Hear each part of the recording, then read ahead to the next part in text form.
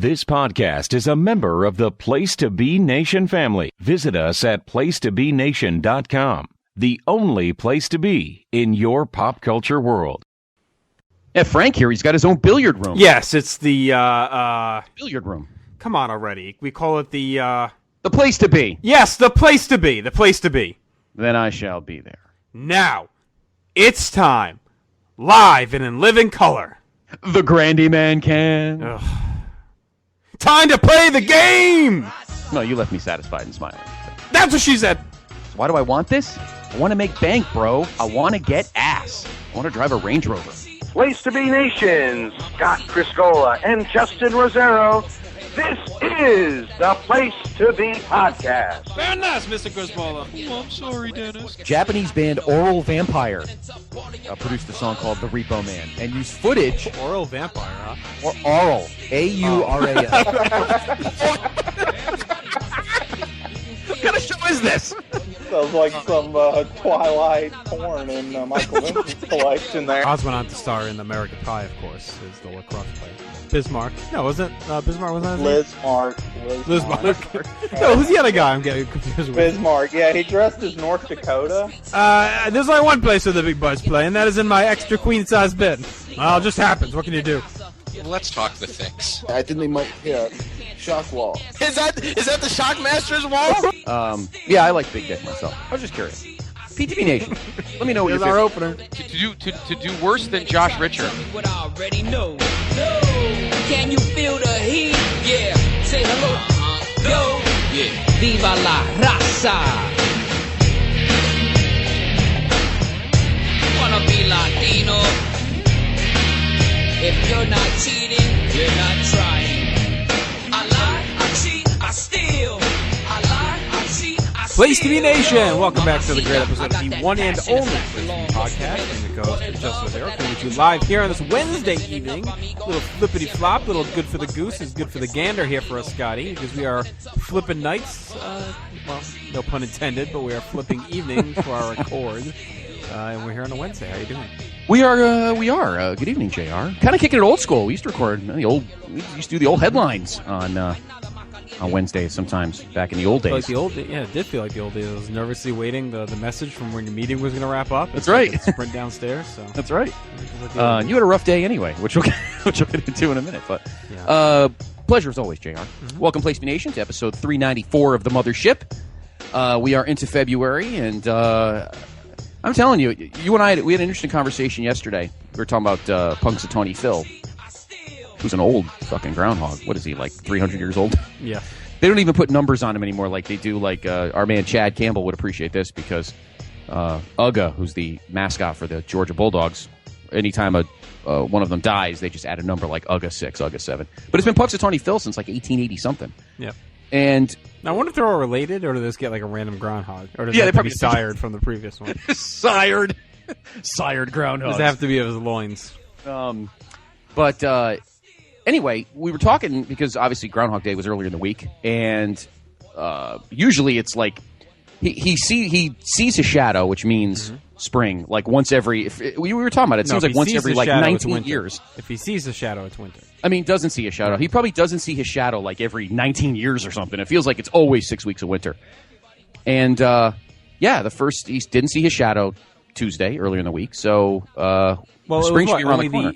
It was like only the 18th time since like 1897 or something. Yeah, like 1887. Yeah. And now they haven't all been documented, but of the documented years since 1887 that they have about him, popping up out of the hole, only 18 times has he predicted early spring. Right. The other 109 million, we get, 3 feet of snow. But meanwhile, it's like 55 out right now. I don't know if it's raining up in your neck of the woods. It's pouring here. Yeah, it's been pouring, and thankfully it's 55 because this would have been a lot of snow to be shoveling. It was like last year when, remember last year we had a couple of blizzards, but we didn't get a lot of snow in late January through the end of the winter. But don't forget, it was like 11 degrees every day. So even with sun, the snow like never left. Yeah. And of course, it's been it's been really nice out. Yeah, it was warm today. It was really warm. Monday it was like 65 here. So yeah, it wasn't that warm here. It was like 55, 56, but still pretty solid though. It seems a far cry from the snow you and I shoveled 2 Sunday mornings I wish ago. we didn't bother now. Just would have melted. I know, yeah, really. Waste of At time. least you have your 2 Jeeps take up a lot of space in the driveway. So, did you have a good weekend? I feel like I haven't talked to you. Yeah, I think so. I don't know. Oh, it was Grandmama's birthday, right? Oh, yeah, 90th birthday. Yep, That's so right. We had 2 That was pregnancy announcements that neither Yes. of them knew the other was pregnant, and they're Speaking due of like 3 sirening. days apart. So there's a lot of excitement going down. Rosero rabbits. Today was rough, though. I over the last few days, I've got like a grinding noise in my car, so I knew it was something bad. So I went, dropped it off today, and needed new brakes, new rotors, new calipers, new pads. That and then sucks. They did some other stuff, and I just had them do the inspection because it's due in a couple months. So that was a nice $850 bill. Ugh, brakes dropped blow. on my lap. Yeah, Dropped on my blow. lap. So Pads aren't bad. I mean, if you can catch them early enough, but once you hit the grind and then the rotors, you're done because rotors are. well, they said too. My calipers were like, my caliper Winfields were very. I guess they were. They were whining. Oh no, sorry. They were all jacked up. All jacked up. They were jacked up. They were like they had slipped out of their spot. I don't know. I got the whole write up, but it was not good under there. It was a lot of negative stuff going. Oh, it's good you got to take. I'm glad you weren't on like the highway or something and your brakes Right. went out. At least you were probably on city roads. So good. Yeah. So that was tough. And then I go home, and yes, my son. We're sitting in a chair. He's almost 1, and he's kind of we're playing around, and he does this claw, but his thumb goes up my nose and like gashed the inside wall. And it took me a minute to realize how bad it hurt, but once I did, I like started flipping out. I like yanked his hand out. It fucking hurt. But then all of a sudden I pull his thumb out, and my nose just starts like blood starts coming out, and then I'm like started to choke, and I'm fucking spin up. Blood is going down my throat. It's coming out my nose. It hurt like a bitch. I was like, what the fuck? Went full heel on me. The Coventry death grip. He Jesus. manged you. I was like, what the hell? Jesus. I'd rather get. I mean, honestly, I'd rather get like punched in the face than what he did to me. Like, that hurt. It Was really his Trump hurt. hair flopping? He was probably all. Oh my god, crazy son of a bitch he is. Wow. Look at that, huh? Yeah, gonna Wow. fit right in on this show we're gonna talk about here tonight Yes, exactly. because he showed me No Mercy. Yes, he did. He did. Hey, what is going on here? We're good, Sunshine. Watch the Super Bowl. Been a long week for some of us who are in the industry. Every 3 years, of course, the networks rotate. Let me ask you, JR, before we continue. We've watched plenty of Super Bowls. Which network do you think does the best coverage? Do you like CBS? Do you like Fox? Do you like NBC? I don't know. Who do you think does the best? You. I mean, I know you normally watch CBS because the Jets are on CBS mostly. Yeah. Who Does has it matter this to year? you? Fox or no NBC? No, CBS is doing it. Oh, whatever. They're not letting what's the fuck stupid face do it, are they? Who, Nance? Of course. It'll be Nance and Phil. No, Nance is okay. Yeah. See, No, it'll be Nance and Phil. a lot of people hate Phil. I don't mind him as much as others. Like I just whatever. Like I know he sounds stupid a lot of the time. Dierdorf, when I like Ian Eagle, but Dierdorf is awful. No, I think they will he's not have awful. Dan Dierdorf. No. He is brutal. It would either be it's Phil and it's Nance and Phil, Joe and Troy, and then Al Michaels and Collinsworth. Yeah, I'm not a big Buck guy, but to me, if there's one spot he's more tolerable, it's football. I think he's better in football than he is with baseball. Baseball, I find him much more intolerable. Well, it's funny you say that because the doctor he always says it's as much as he hates him as much as you do, and he's like, but he's like he calls it as a Yankee fan he's the voice of the dynasty. Yeah, it's still stupid. But the NBC, I think I like the announcers the best on NBC because I like Al Michaels a lot. So I guess I do prefer NBC the most. But I don't really care. I mean, did they do last year's game? I think they did last year's game. Yeah. To me, almost, I don't know. I kind of almost zone out on the commentary a lot of times during the Super Bowl because there's so much going on. And this year, we're actually going to Boneheads, having a buffet, all you can eat. Oh, nice. So That's right. we pay it up front. We're going to that. So I think even less I'll hear, pay attention to the presentation as much as the food, the atmosphere, the game, commercials. What was the deal? Wasn't it it was pretty good, right? It was like $40? $25, and then 25. That's right. I figured that's right. They're doing appetizers for an hour, and then like sandwiches and wings. And then soft drinks are included too. Nice.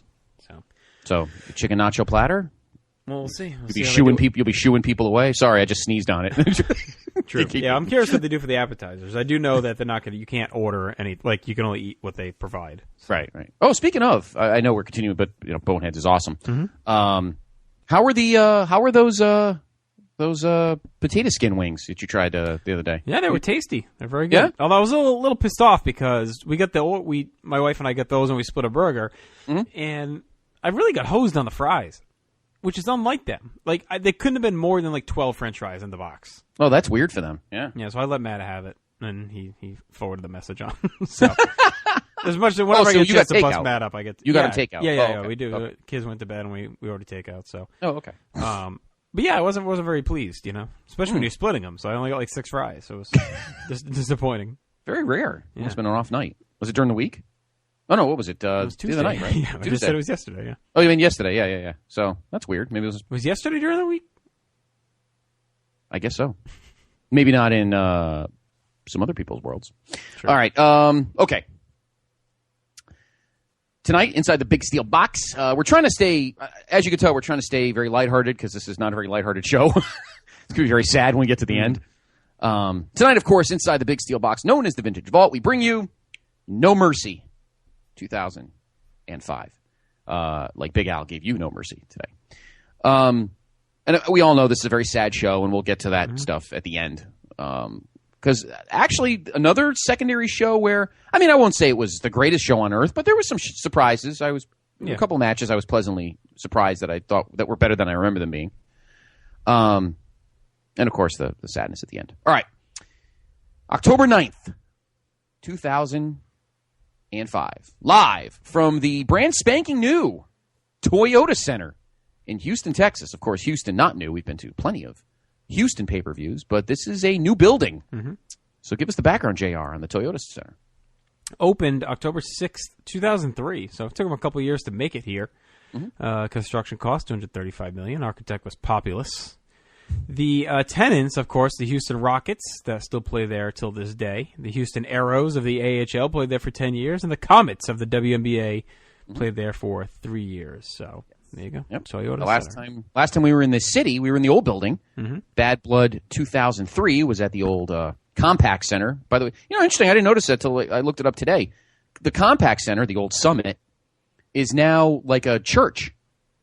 It's like one of those mega churches. Yeah, like one of those mega churches, which I kind of cool. I never knew that.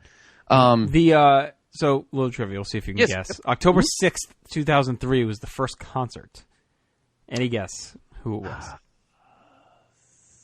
I'll give you a look. I mean, obviously, you need a hint or two, but it's a band. Okay. And it's more closer to your era than mine. And it's not just a cheap shot how old you are. I'll say Aerosmith. No, Fleetwood Mac. Oh, okay. They were touring in 2003. I didn't know that. So, and the first Rockets game came on October 30th. Just want to take a random guess who they played? October 30th, 2005. Beginning of the year. Usually it's 2003. 2003, I mean. Usually it's a conference foe. I'll say the Lakers. No, the Denver Nuggets. Oh, okay. There you go. So, there you go. But yeah, this is the old Summit, the old Compact Center. Now a big church. Brentwood Baptist something or other. Big church. So the Summit is still standing to this day. It's just not called that anymore. They should have done that with the Silver Dome and had Jordan Duncan run his sermon. Dunking people in the big pool in the middle. Your attendance, 7,000, obviously curtailed due to the stage. Your buy rate, 0.55, not really that great. And your announcers, at ringside, of course, Michael Cole and Taz, who Michael Cole, and I'll tell you, JR, and I'm going to mention it, I'm going to talk about it when we get into some of the matches, not on his game tonight, in my opinion.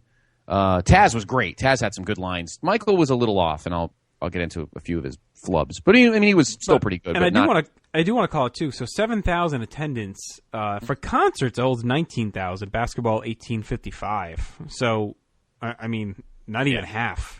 I mean, and the stage doesn't take up that much seats. No, you probably lose not. maybe 3,000 seats, 4,000. So not a good crowd for an early for a secondary pay-per-view. Of course, our usual state and arena fun facts. This is Texas's 10th pay-per-view. Oh, there you go. I thought it'd be more for this point. And it's Houston's first, as I mentioned, since Bad Blood 2003. So a little kind of over makes sense that it wouldn't be more, though, in some ways, because it's really just Houston and Dallas. I mean, San Antonio had Tuesday night in Texas, but they don't really go there for paper. Oh, I guess they had a Rumble 97 too, but yes, right. Yeah. So I mean, they've only had two.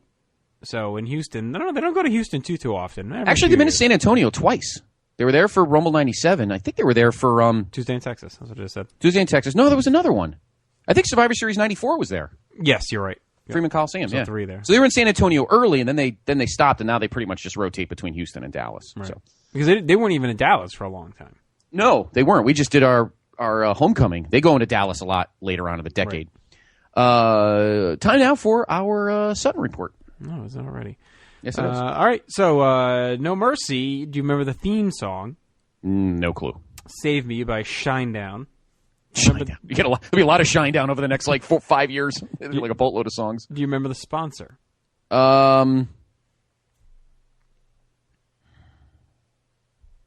Skittles?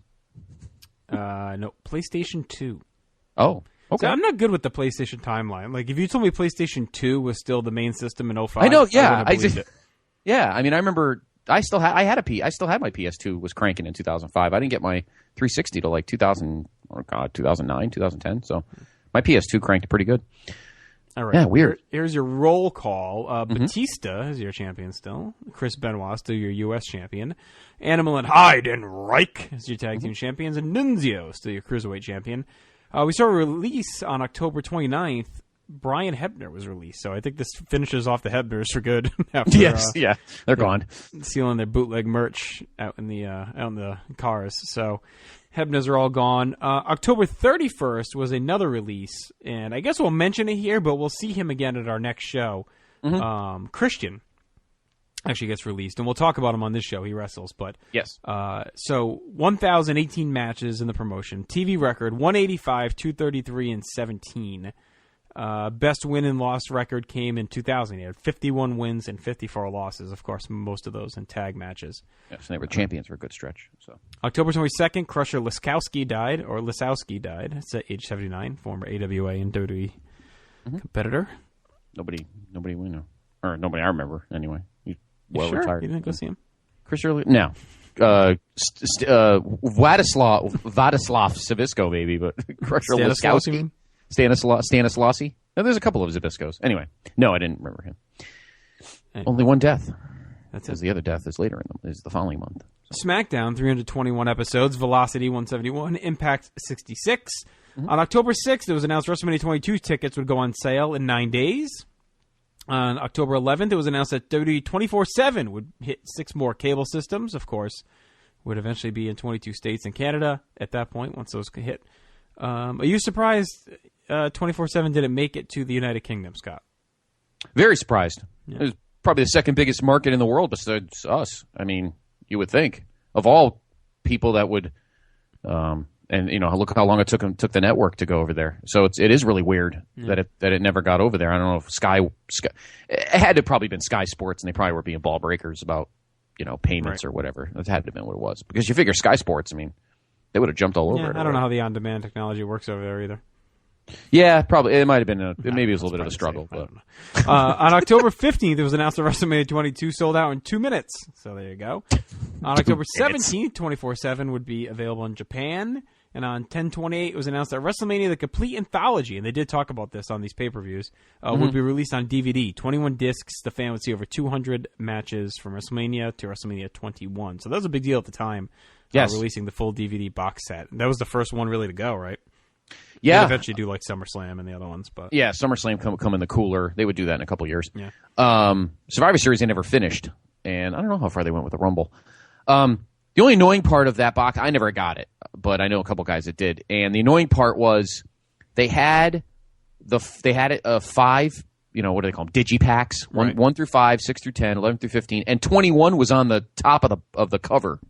Like if you lifted the cover of the box, it was stuck at the top, which I thought was a little and they were precarious. all pretty heavily edited as well, like theme music and stuff like that. Oh yeah, they weren't. They honestly weren't. They weren't that great. It was a bummer. Right. So. The best set was the old VHS, the 1 through 15, because that was like the pay-per-view versions completely intact. Yes. I don't think they cut anything out of those. So no, those are awesome. Those tapes, I still have mine. Yeah. Bound for Glory, October 23rd from Universal Studio. Rhino captured the championship over Jeff Jarrett with Tito Ortiz as the special referee. Jarrett and Kevin Nash were supposed to originally fight, and Nash had a mild cardiac episode the day of the show. Not the first time that happened to him. Well, Jeff Jarrett had won the NWA title from Raven. I remember this big deal because Raven had finally defeated him over the summer, and then he won it back. Well, maybe it was even in the fall, and he won it back from him fairly quickly at a BCW event held in Canada, or it was either Canada or Michigan. It was like right. It was Canada. I do remember this. Yeah, it was Canada. America's Most Wanted had interfered, so I'm pretty sure it was Canada. Rhino had gotten the shot by winning a gauntlet, so he was able to get the match there. So anyway, case notes of honor. He shares with us Kobashi versus Joe on October 1st. Unforgettable at October 2nd. Percy Pringle III announced that Jim Cornette would be the new authority figure, and James Gibson made his final appearance. October 14th, the Monster Abyss returned for the first time since January of 2004, joined the Embassy. That's pretty much it. Curryman returned on October 29th. So, and also we'll just cover the heat matches here. We had William Regal and Paul Burchill, who we'll talk about eventually, defeat Paul London and Brian Kendrick. Yes. Yep. And you'll see more of them. London and Kendrick. Actually, you'll see more of all of them further down the line. So. What do you think why Paul London never was from London?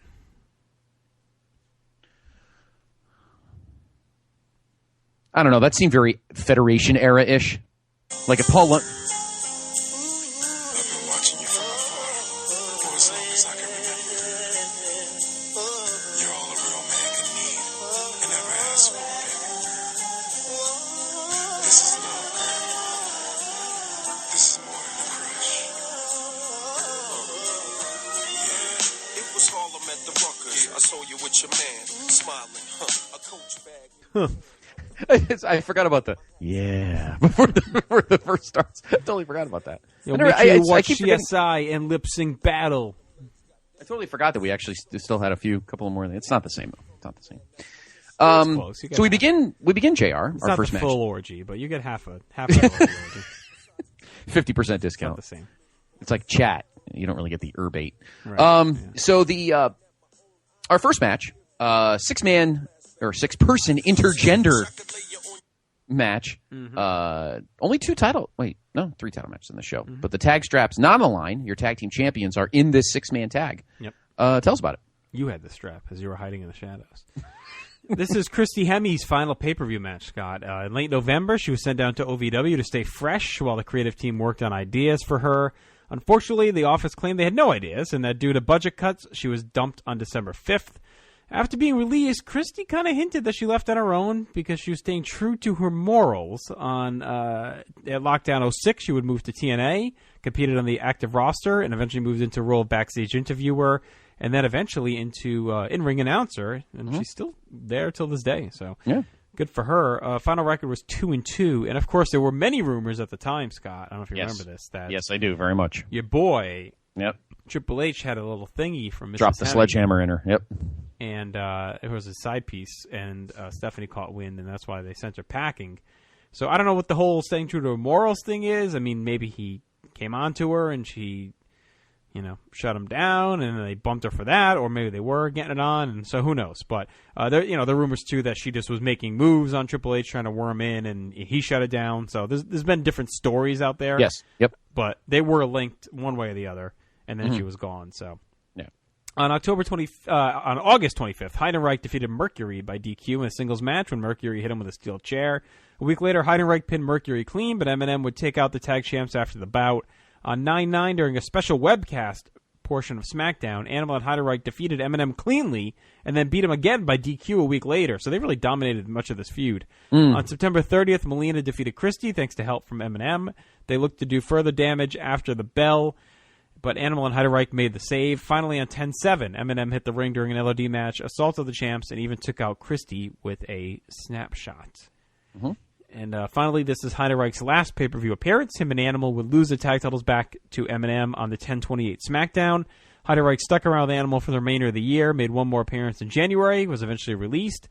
The reason was unknown, but if you remember, it was believed he needed time to help his family rebound after Hurricane Katrina, because they lived in New Orleans.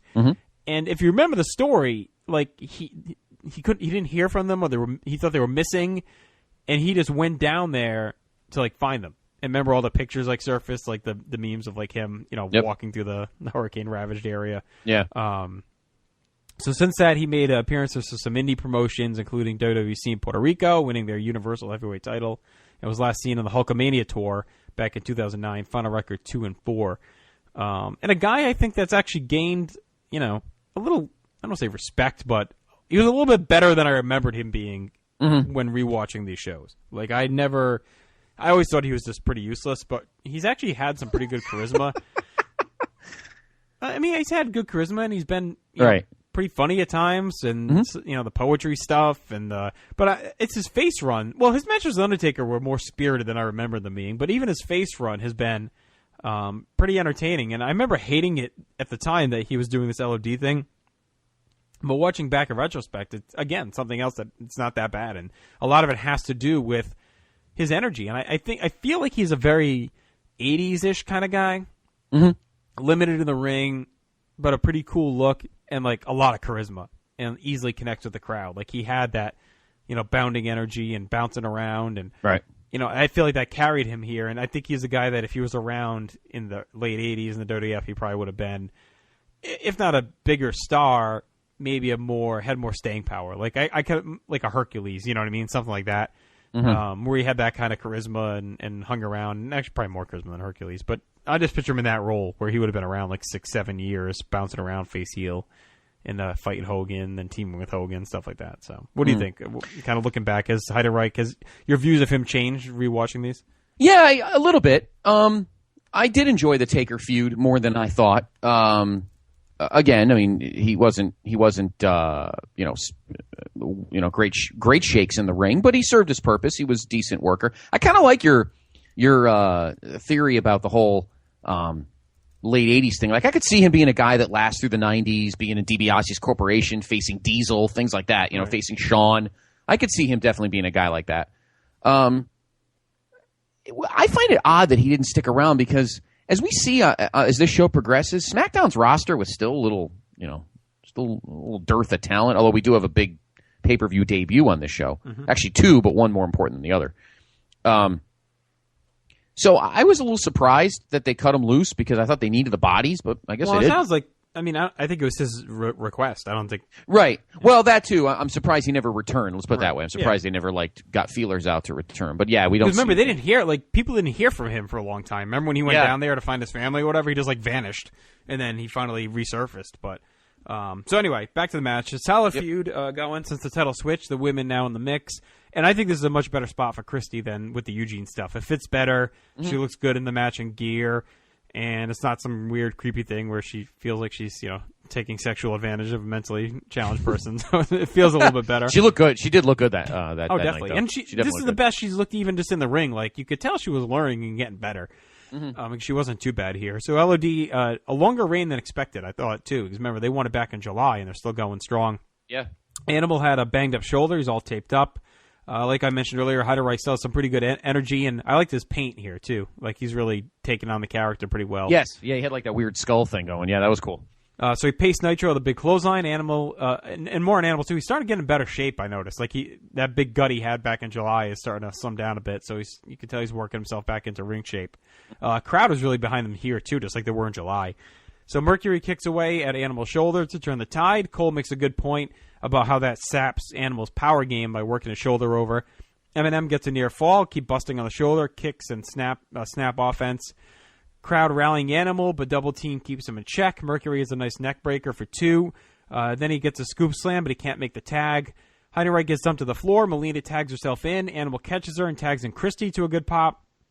Christy hits the heart attack, and then she almost kills herself trying to do a Hurricanrana. Animal hoists up Melina, and Christy hits the Doomsday Device, and that was a cool finish as LOD gets the win. And I thought it's a pretty fun opener. I was surprised Eminem lost, but they're doubling down here on LOD. And then, of course, Eminem wins it a couple weeks later. So I was a little surprised. I mean, on one hand, it makes sense. You want LOD to open the show with the big pop, and they've been pretty over. On the flip side, you would think with Eminem winning the titles back, you'd kind of maybe want it to win here. But they haven't seemed too interested in protecting Eminem that much. I think they see them as a team that, I don't know, has credibility either way. But yeah. So I thought the crowd was into it. It was a little bit worse than Bash, but I thought it was still a pretty good opener. The crowd was rocking, and I thought it was fine. And I've enjoyed this feud and LOD way more than I ever imagined. Yeah, the match served its purpose. I mean, it was okay. It wasn't great. I will say that Christie's Doomsday Device was really good. She executed it well.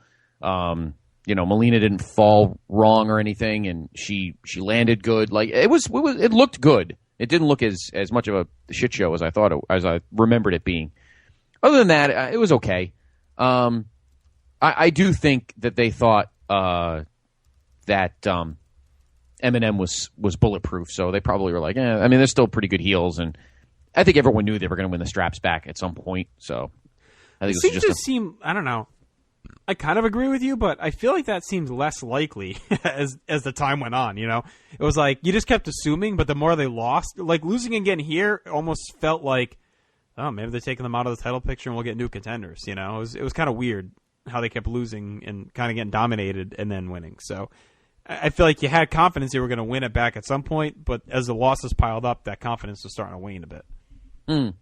I didn't think so. I think I was thinking, you know what? These guys, the tag division is still the shits on SmackDown. So my assumption was they were still the top heel team, and this is just a time eater and an opener for the show. I had a good feeling that Eminem was going to win it back, and because just the rest of the tag roster was still not great, and we've been lamenting about it all year. So right, yeah. And Eminem was a shot in the arm, and I don't know. At the time, like I said, I was pretty upset that they lost LOD, but I mean, looking back, LOD was much more over than I expected, and a lot of the justification too was the DVD was selling well, and they were trying to promote it and give Animal, his brother was trying to hook him up a bit, so it made sense. But yeah, so there you go. That match is over, and we actually head backstage after that as Eddie Guerrero comes in to visit Batista, grudgingly wishes him luck, and Batista kind of plays things coy, and we'll talk about their interesting feud a bit later. But yes, yep.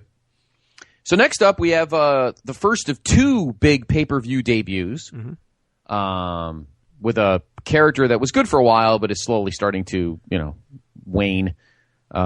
So give us the background on our first debut. Bobby Lashley, born in Kansas, was a successful amateur wrestler and a U.S. Army Ranger during his formative years. He was training for the Olympics in 2003, but hurt his knee while doing business at a bank when a robbery broke out. With his Olympic hopes dashed, Lashley decided to try pro wrestling and signed a WWE developmental deal in late 2004. Headed to OVW, where he was managed by and eventually feuded with Kenny Bolin. Made his debut on September 23rd when he answered a Simon Dean Open Challenge and defeated him in under 3 minutes. The next week, Dean gave Lashley a Simon System protein shake to help him prepare for their rematch. Lashley stomped the shake in anger. And, of course, Simon Dean is his opponent here. Good old Nova, who had his little run with the BWO. That's now done, so he's back to being Simon Dean. Yep. I think Meanie was gone at this point. Stevie went back to just whatever cross-dressing today. Yeah. So I thought this was pretty funny. So Simon brings out a big platter of double cheeseburgers and then calls Houston a fat city, which is pretty true by all metrics. And said he would eat all the burgers if he loses. So he makes a promise. He guarantees a win. I thought Lashley had a great look. And I want to get your take on him in a minute, but and he was clearly set for a big push out of the gate. Used a lot of throws and suplexes early, missed a charge in the corner, and then Dean, for another funny spot, Dean grabs a burger and throws it, and the referee gets distracted, and then he hits Lashley with the tray. Lashley no sells, he rocks Simon with a headbutt. Lashley hits the Dominator for the easy squash win, and really quick and very effective. And it made sense to let Lashley go over strong. Dean is pretty useless, so whatever, have him squash him. This is what Dean is there for. It didn't linger or meander at all. They go right to the point, so that was good. They didn't really give Dean like a lot of, sometimes they give these guys weird offense to drag the match out. I think we saw that in some of those 2004 matches with the new guys. Here, they don't do that. And then Lashley shoves a burger in his mouth, and then Simon Dean, in a match full of laughs for me, this is what the funniest. So he shoves a burger in his mouth, and then Simon just gets on his Segway and rolls off to the back after he recovers. Yes. A beaten man. So I don't know. I like this. I thought it was an effective squash. I thought, Lashley got to show a little bit of his humor side, the way he, really demeaned and beat down Simon Dean. And I thought all the stuff Dean was doing was funny, too. So what did you think of the match, and then what did you think of Lashley as a prospect? I mean, the match was effective. It served its purpose to put Lashley over. So that's all I'll say about that. I liked him a lot. I mean, you could tell clearly he was a Vince guy. If you've been watching wrestling long enough, and we all know the kind of guys Vince has in his crosshairs, Bobby Lashley was certainly it. I mean, he was freaking jacked to the gills. He looked like a guy you knew just needed to kind of adapt to the pro wrestling style. I mean, he kind of knew how to do things in the... What? I'm complimenting you. Come on, Vince. He's definitely one of your guys. And you could tell he just needed to adapt to that kind of, throw around pro wrestling style. I would like him a lot over time, particularly in when we get to like late 06 into 07. I really enjoyed his stuff. But you could tell he was very raw and needed to be molded a bit. And his promos weren't bad. I mean, as we're going to talk about, you see him intermittently throughout the rest of the show with shoving these burgers in Simon Dean's mouth. But you could tell that he was trying hard, and time needed to happen for him to adapt to the style of the WWE style of wrestling. It was fine. There's not much more to say about the match itself. It was a pretty effective squash. Tell him hard right now. Well, when you saw Lashley, Lord only knows. So that's it. I mean, it was an effective squash, and when we move on, and as you say, we'll see Lashley intermittently throughout the rest of the show. Oh, how I like it. Apparently you did. Big Vince guy. Yeah, no, I mean, yeah, he did have a great look, and I think a lot of people were excited about him, and many were comparing him very early on to Brock Lesnar, just based on his look and his amateur style, and I think a lot of it was wishful thinking, Yeah. Oh, maybe we'll have another Brock on our hands because everyone wanted Brock back so badly. I mean, there were even some places in the internet calling him Black Lesnar, if you remember that. But yes. So I mean, there were comparisons to that early. We'll see if they bear themselves out, but I think people were just hopeful based on his look and amateur skill set that maybe they had lucked into the next Lesnar. But as we know, there's only one Brock. So. All right. So backstage again, JBL's being interviewed, talks about a potential Raw invasion that's been hinted at. And again, the brand war really at its apex here. Lots of hate between the sides. Ray comes in and talks about their match, and he gives JBL a mask to wear after his loss, but JBL says no. So Ray says, well, your assistant Jillian needs it more. And we'll talk about why later, but it was kind of a douche thing for the purest of baby faces, Rey Mysterio, to say. I know, pretty much. Right? I mean, it was pretty douchey, but we'll talk about why in a little bit. But not something you'd expect Ray to say. No. It was pretty funny, but...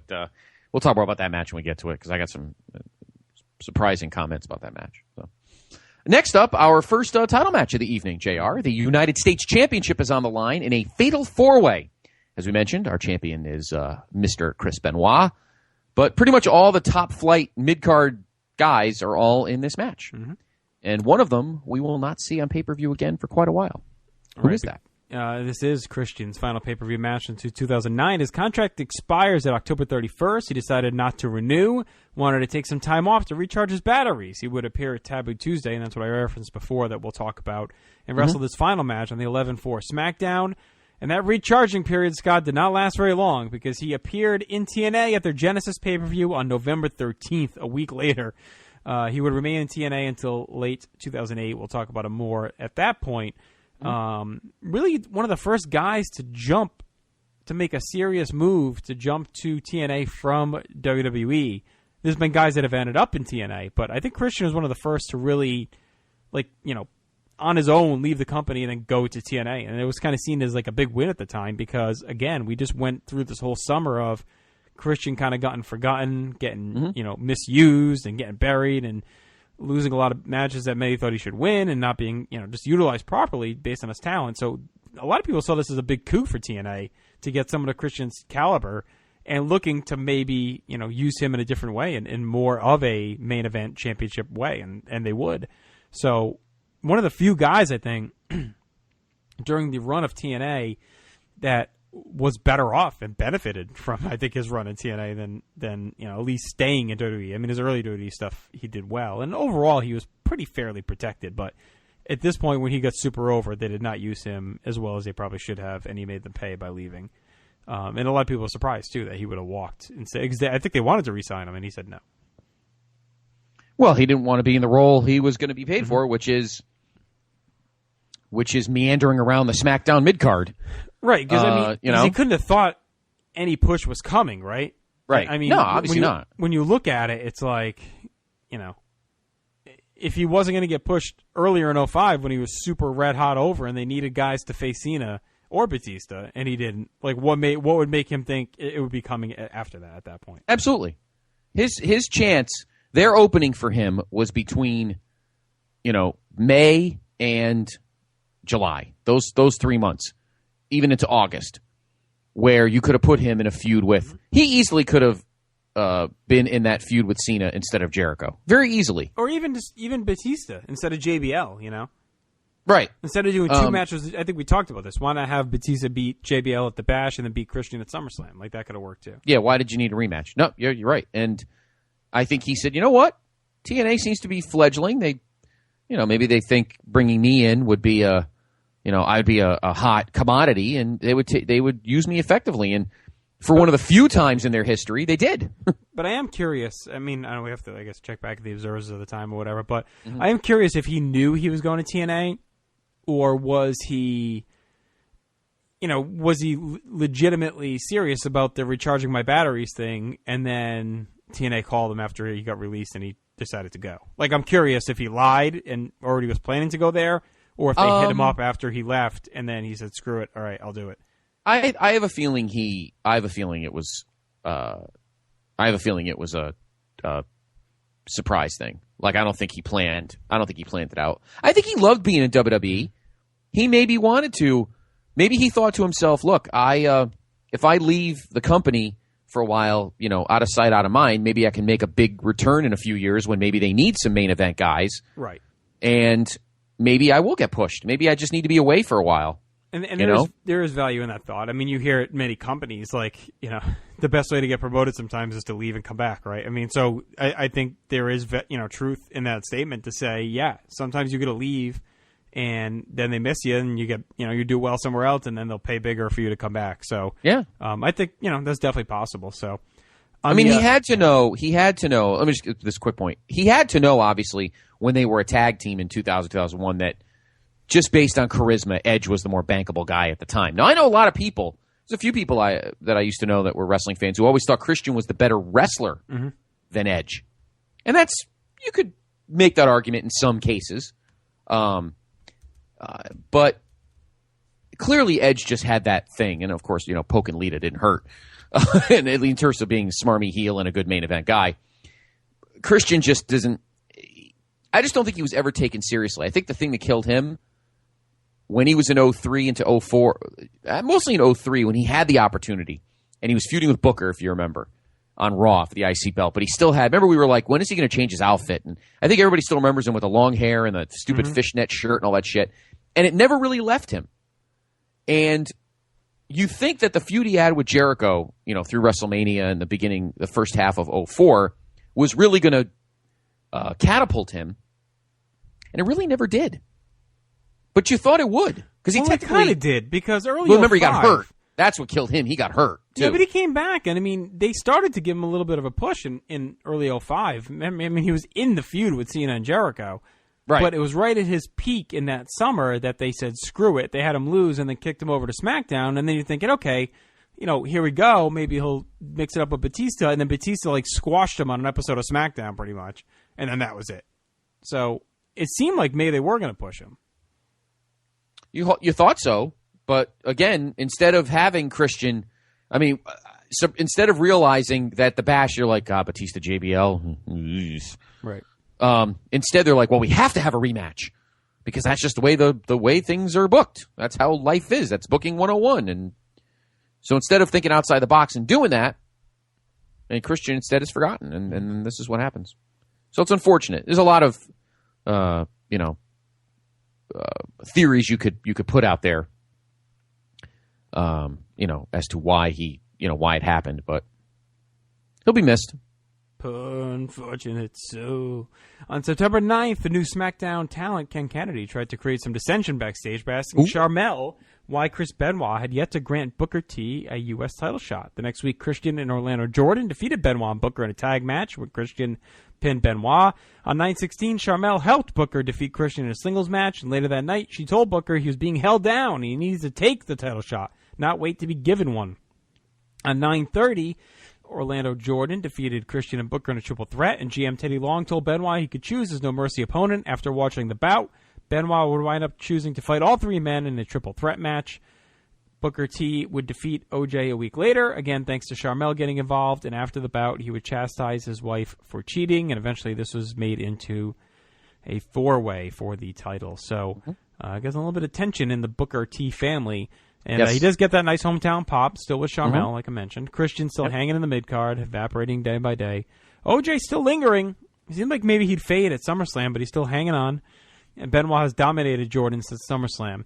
Big pop for Benoit, gets knocked to the floor. Christian and Jordan team up until Booker wipes them both out and gets heated up. Christian yanks Booker to the floor, but Benoit slides in and gets a crossface on Jordan that Christian makes a save on. Benoit is just machine-like mowing through Jordan and Christian, and it basically becomes a tornado tag at this point.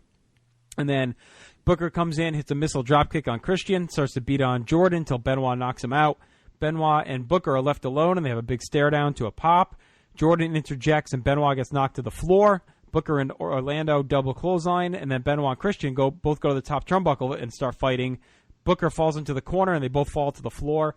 Booker gets a super close near fall on a roll-up, and then starts getting red hot from there, mowing through everyone, gets a big pop on the spinneroonie, hits a scissors kick on Jordan, but Christian makes a save.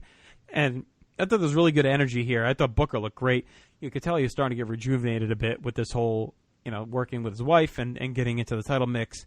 Benoit hits the Germans on Christian, but Jordan blocks the third before getting chucked to the floor and getting slammed into Booker.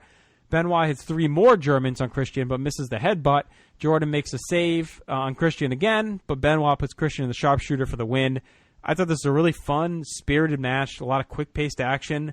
All 4 guys had time to shine. They all looked good. I thought it was a strong win for Benoit, who keeps rolling and dominating.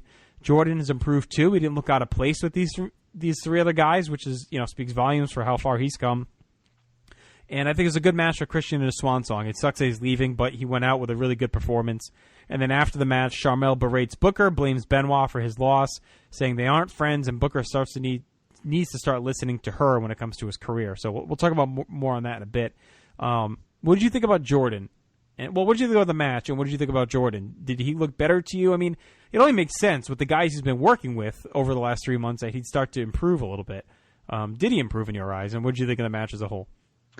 The match wasn't bad. It was solid. You have 4 good workers, and saying that, Orlando Jordan did fit in because you have 3 experienced guys in the ring, and OJ definitely showed that these 3 months that he worked with Benoit paid off. He definitely looked like he fit. I always kind of liked Orlando's swagger, even dating back when he was in the cabinet. So I definitely think he learned a lot, and he fit in with this group. Booker needed to get rejuvenated because it just seemed like he was just starting to look very old and out of place. So we hadn't seen him a lot. He wasn't. I mean, was he even at WrestleMania? No, he wasn't even at WrestleMania. So he seemed kind of out of place, and which is weird for this. And I keep harping on this, but it's the truth. The struggles on this SmackDown roster. You would think Booker looked a lot better, and he really didn't. But yeah, like you said, this is where they're like, look, we have a guy here who's a bona fide talent, and we're kind of, we don't really know what the hell to do with him. Let's do this. But this is where Michael Cole starts struggling tonight. I know people seem to forget the circumstances. They just remember the series, and it was mentioned twice, and he screwed it up both times. Number one, they were not feuding over the WCW US title. It was the TV title. Mm-hmm. And number two, the series wasn't actually for the title. It was to be the number 1 contender to face Belfast Bruiser. Twice he did it. Right. And in his defense, and I mean, he should know, but those are 2 very common misconceptions by a lot of fans. I mean, a lot of people always say that was for the title, and I've heard US title a lot for that too. Right. That said, I mean, he should have gotten it right. There's no reason for him not to get it. He should have. The fact that and I blame whoever's. I don't know if it was Vince or whoever, but after he fucked it up the first time, somebody in his ear should have said no, and then had him do it again, but he didn't. He said the same thing. Right. In any event, back to your question.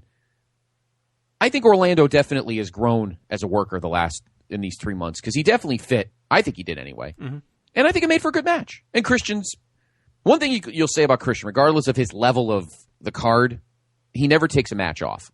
Christian always looks good, right? And he'll always give you his 100%. So you'll always get Christian at his best, regardless of where in the card he is. So I enjoyed the match a lot. I honestly thought Booker was going to win here back then. And he was going to stay a babyface, and then we'd go down the line with what would happen. So I actually thought Booker was going to win here and pin like Christian or somebody, and not pin Benoit. So I was a little surprised, actually, when I remember watching it back the first time back then, that Benoit retained. I really thought he was going to, because I was thinking about, feuds and stuff. I thought they were going to get Benoit in a program with Batista. Right. Which would have been really good, I think. So I thought Booker was actually going to win this match and win the title. I was surprised back then that I thought that Benoit retained. I didn't think he was going to. I thought Benoit was going to beat, or Booker was going to pin one of the other two, probably Christian, and then Benoit was going to move on into a main event program. That's what I was thinking. But having said that, though, the match was good. I enjoyed it. And, yeah, I think Orlando has improved. Mm-hmm. So Chris Benoit retains the United States Championship in a pretty good match, Fatal 4-Way. We had backstage again because Bobby Lashley forcing Simon Dean to continue to eat those cheeseburgers. Yes. I try, but I can't fight it. Oh, you're dancing real close. And what we keep forgetting is, so mind you, as we said during the match, Simon Dean flipped all the burgers on the ground and tried to whack. Right. So these burgers have been on the ground. They've been stepped on. In fact, I don't know if it's this clip. He's biting into a burger and he pulls a hair out. The burgers are all disgusting. It was funny. It was funny. I give Simon Dean props for that, for putting that segment over, and Lashley. All right, next up, JR, our second big debut of the evening. You already mentioned him in a fun fact earlier. Give us some backgrounds on Mr. KK, and not the KK you and I know, but another KK. Mr. Ken Anderson grew up in Green Bay, Wisconsin, where he announced Mr. Kelly, where he announced basketball games in high school. It was there that he began announcing players' last names twice in a dramatic fashion, a gimmick he eventually carried over to his wrestling career. After spending time as a security guard and a personal trainer and a stint in the U.S. Army, he began training to become a wrestler in 1999. Between 01 and 04, he spent times doing jobs on WWE syndicated programs. After contract negotiations fell apart with TNA, he finally signed on with WWE in February of 05, was assigned to OVW. Shortly after, he was brought up to Velocity as Ken Anderson, and at Paul Heyman's urging, he referred to himself as Mr. Anderson and began dramatically announcing himself, repeating his last name twice, like he had done all those years earlier. Before moving to SmackDown, he was renamed Ken Kennedy to eliminate any links to the Anderson wrestling family. He made his SmackDown debut on 8/25, defeating Funaki. Over the following weeks, he would get into arguments with announcer Tony Chimmel, leading to Kennedy's trademark self-ring announcements. On September 30th, Kennedy and JBL defeated Rey Mysterio and Hardcore Holly in a tag match. Holly took the pin from JBL after Kennedy distracted him at ringside. On 10/7, Kennedy came to ringside as Holly was wrestling Sylvain. After the match, he hit Holly with a microphone and announced Holly as the loser of the match. I remember seeing Kennedy on Velocity when I was working at Ascent. At your company, because I used to work Saturday nights a lot, I think still at that point. So it was, it would be on, and I remember really digging the gimmick at first. And I remember watching the show, because this is the first one since when I moved back to Rhode Island, and began ordering them and watching with Mr. Flanagan and our buddy Jim. And we were just like going crazy that night, like imitating the Mr. Kennedy thing. And I know eventually got old, and you know we'll cover him as we move along, his issues. But on this night, the gimmick, the look, the idea all seemed really, really fresh. Like it wasn't dated or blah yet. You know, like it was still really cool, I thought. And I thought it was unique, and it made him stand out. And he certainly had the pipes to do it. So I thought that was definitely really good. Also, just one other fun fact, in 9/1, Sylvain made a SmackDown debut with a brand new look, of course. Sylvain Grenier was the former La Resistance. Gone was the French sympathizer garb and gimmick in its place. It was the role of a narcissistic French model that came to the ring to techno music. Sylvain defeated Holly on 10/7, but as we'll see, we'll talk about him again in a few minutes here. So they're not giving up on Sylvain Grenier yet, even with La Res being done. Before we talk about the match, what did you think of Kennedy, your initial impressions?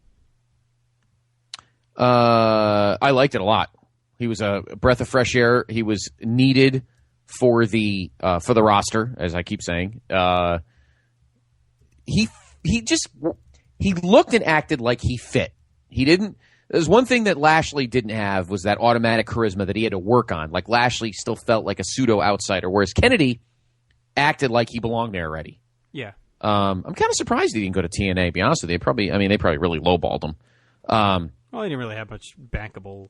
True, that's true. Yet, you know. But I wasn't sure if TNA was. Yeah, and their roster at the time was jacked full of guys. So.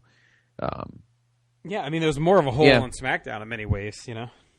Yeah, no, he fit perfectly. And like I said, I think he just seemed so confident on the roster that Lashley just quite didn't have yet, which he would, but he didn't have it yet, that Kennedy did. So that's why I think he's a little higher on the. He was a couple matches higher on the card. Yeah, no, he definitely had the star potential. I mean, I think that that's there. You can see it. So the influx of talent continues on SmackDown. He does a good heel shtick on the mic. He talks shit and puts himself over before the match. Kennedy had gut in Holly's face, like I mentioned, cost him that match on SmackDown. Holly's aggressive to start. He hits Kennedy with some pretty stiff clubbing blows. Kennedy tries to come back, but Holly punishes him with chops. Kennedy runs Holly into the post to turn the tide and works the arm with an armbar. Holly tries some chops, but Kennedy goes back to the arm. Holly gets desperate, hits a sidewalk slam for 2. Holly battles back with a one-armed clothesline and a sloppy pancake, followed by a draping kick to the gut. Holly shrugs off a wheel kick and lands a boot to the face, and he seems to be sandbagging just a little bit. I don't know if you get that feeling as well, or if it's just, I don't know if my guard is up on it with Holly, because you just kind of know he does it. But Kennedy catches Holly on the top rope and hits a Green Bay plunge off the middle rope for the win. This is fine. It was stiff. It was good enough to keep Kennedy chugging along undefeated. Holly has good selling, but kind of the weird spots blended in. And again, he looked like he was stiffing him a little bit and sandbagging him a bit. Kennedy, and I think this will bear out over time as well. He's kind of more over for his speaking antics, but the ring work was kind of passable enough to at least supplement it. Mm-hmm. But yeah, I mean, again, basically a semi-squash, and Kennedy looks strong. And after the match, Holly's selling the arm and ribs with the medics. Sylvain comes out, attacks Holly, kicks and punches him in the ribs in the ring, and then leaves. So I thought it was decent to put over Sylvain. I thought the modeling persona mannerisms were over exaggerated and funny enough. I don't know how much potential he had as a star, but they continue his feud with Holly here. What did you think of the match? Do you think it was effective enough for Kennedy? It was, and I agree with you. I think he was. I just think Holly's a douche. So I do think he was. He, for some reason, has this. I don't know what his problem was, but he just seemed to have this persona like, hey, I'm the one who's got to put the rookies through their paces. Like, who the fuck are you? Like, what did you ever do? I mean, I know you went through the era, but it's not like you were the Austin or something, for Christ's sakes. So he definitely. There was a couple of moments in the middle of the match where he did chop him pretty stiff and then kind of didn't let Kennedy help, with moves and stuff. The plunge was really good. Right. It looked more like that than the stiffing to me. More of the kind of sandbagging him. Like he was not moving him, like helping him move the match along. He was kind of like being, No, that he wasn't really stiffing him, but he was not very cooperative. Right. But the match was good, and Kennedy's charisma and his promo skills are good. He's not horrendous in the ring. I mean, he's a pretty basic worker. It's a lot of strikes and stuff. I think the finisher, the Green Bay plunge looks really good. So I had no problem with the match. Obviously, it was a different kind of feud than Ken. Like you obviously need. There are more upper heels on the SmackDown roster to where because I'm sure people are thinking, well, how come Kennedy had to earn this long match, but Lashley got a squash? Well. There was less, low mid-card scrub heels than there were, I think it comes down to just style. I mean, Lashley's more conducive to being a big power guy to just mowing through someone, whereas Kennedy's going to work a little bit harder to pick up a win. And Holly's more established than Simon, so I think it comes down more to the style of Kennedy versus Lashley. Yeah, that's true. And I think, and Kennedy, Holly, I thought, attempted to work well together, but Holly, I think, did break his balls. The after thing, I was never been a Sylvain guy, and I think the gimmick was crap, but it was, whatever. Again, I probably shouldn't split hairs because I've just been constantly saying that the roster sucked, so bodies were needed, so that's fine. I was cool with it. I liked the glasses; they were nice. The glasses were cool. That jacket was terrible, but yes. I like the glasses though. It's quite the duster. So, Mr. Kennedy. With his first pay-per-view win. Be my wifey, yes, I'll be your wifey. Backstage, Simon Dean's still shoving burgers in his mouth as Lashley oversees him. And then elsewhere, Sharmell berates Booker for being a loser again, while Benoit's a winner and a champion. Booker blew his shot because Benoit stole it. Kennedy interrupts, puts over his win, and rubs it in on Booker, which was pretty funny. And then Sharmell tells Booker he's his own problem, not Benoit. So they continue that. Kennedy's kind of wedging, and Booker is starting to maybe hit the end of his rope as his wife continues to taunt him over his issues with Benoit. So we'll see how that preys on Booker's psyche as we move along. Did you call him a loser? He's a loser! He's a loser. So next up, JR, probably one half of the main event for this show. This feud continues to move on. We're on its like 7th month, I think. How did we get this far? Well, Jillian Fletcher, I guess we should mention first, made her debut in 1998 after training under David Finlay. She worked the indie circuit in 2003 when she joined OVW and adopted the name Jillian Hall. During her time in OVW, she would have roles as a wrestler and a manager, as both a face and a heel. On 7/28, she was brought to SmackDown in the role of fixer for M&M, but the hook was that she had a grotesque mole on the side of her face, and the mole, of course, was an awful fake prosthetic that took up most of her face and was there pretty much for laughs. After assisting M&M, JBL met with her and asked her to become his image consultant, a role that she accepted, and she accompanies him to the ring here against Rey Mysterio. And if you remember, a lot of the gimmick was based on Austin Powers 3, where Fred Savage had the mole, and they were like, yeah, you know, like it was so grossly there that you couldn't help but look at it and try not to talk about it, and that's pretty much where the whole gimmick came from. But Jillian's was like, with the typical creativity of WWE, is like super over the top. It's just right. Huge, clearly fake thing like glued to the side of her face. So that was kind of silly, but it's JBL's always better when he has some kind of entourage with him. And Taz just rips the mole apart, makes fun of jokes about Jillian and the mole. JBL carries his presence to the mid-card, and I think it speaks to the work he did building up his credibility, that to me he felt like a main eventer mixing it up with these other guys rather than a now demoted mid-carder. So for a long time he felt like a mid-carder as champion, but to me now the role is reversed and he feels like a main eventer in the mid-card. Did you feel that way? Yes. Obviously his main event time is over, so right. He needed a spot, and this was kind of a good spot for him. Mm-hmm. Considering the burgeoning feud that was beginning between the two shows, there needed to be a spot for him. So, and I want to say try main event. I said dual main event. Obviously, there's 2 other matches that are just as big as that, but I wanted to say. But yeah, I agree. So Ray comes out hot with right hands. He takes the fight right to the bully. JBL grinds with a headlock to slow him down. Ray escapes and makes JBL chase him around to wear him out, rubbing it in with jumping jacks and a baseball slide drop kick, and JBL is completely flustered here. He uses a Jillian distraction to take over. Ray wriggles free again and starts to pepper the leg, but JBL starts to get hurt from that. Keeps him grounded. Very sharp offensive plan from Ray so far. JBL spills to the floor. Ray hits a bulldog off the apron, but JBL is able to trip Ray on the steps, and Ray falls and smacks his head. That was a pretty cool spot. Ray tries to punch his way back in, but JBL gets a fallaway slam from the middle rope to cut him down, and then gets another fallaway slam, and then a third one on the floor. So really working the back of Ray, hooks in a bear hug to work the lower back some more. JBL releases, but Ray hits a tornado DDT, makes one last comeback flurry, punching away and hitting a Bronco Buster. Jillian gets on the apron, but attempt fails. Ray gets a top rope moonsault for a close near fall. Blocks the clothesline from hell with a drop kick and hits a 619, but JBL ducks the West Coast pop and then hits a big clothesline from hell for the win. I thought this was a good match. I thought it had really good timing. They had good chemistry. The heat segment was well done. There were a lot of teases and comebacks, and I thought both guys looked good, and I thought seeing JBL mix it up with other guys outside of just defending his title, against a steady parade of challengers was good. I thought this was a pretty sneaky good match. Again, these guys have pretty good chemistry. They work well together. I like the big man, little man thing, and I think it's been one of JBL's better matches during this run.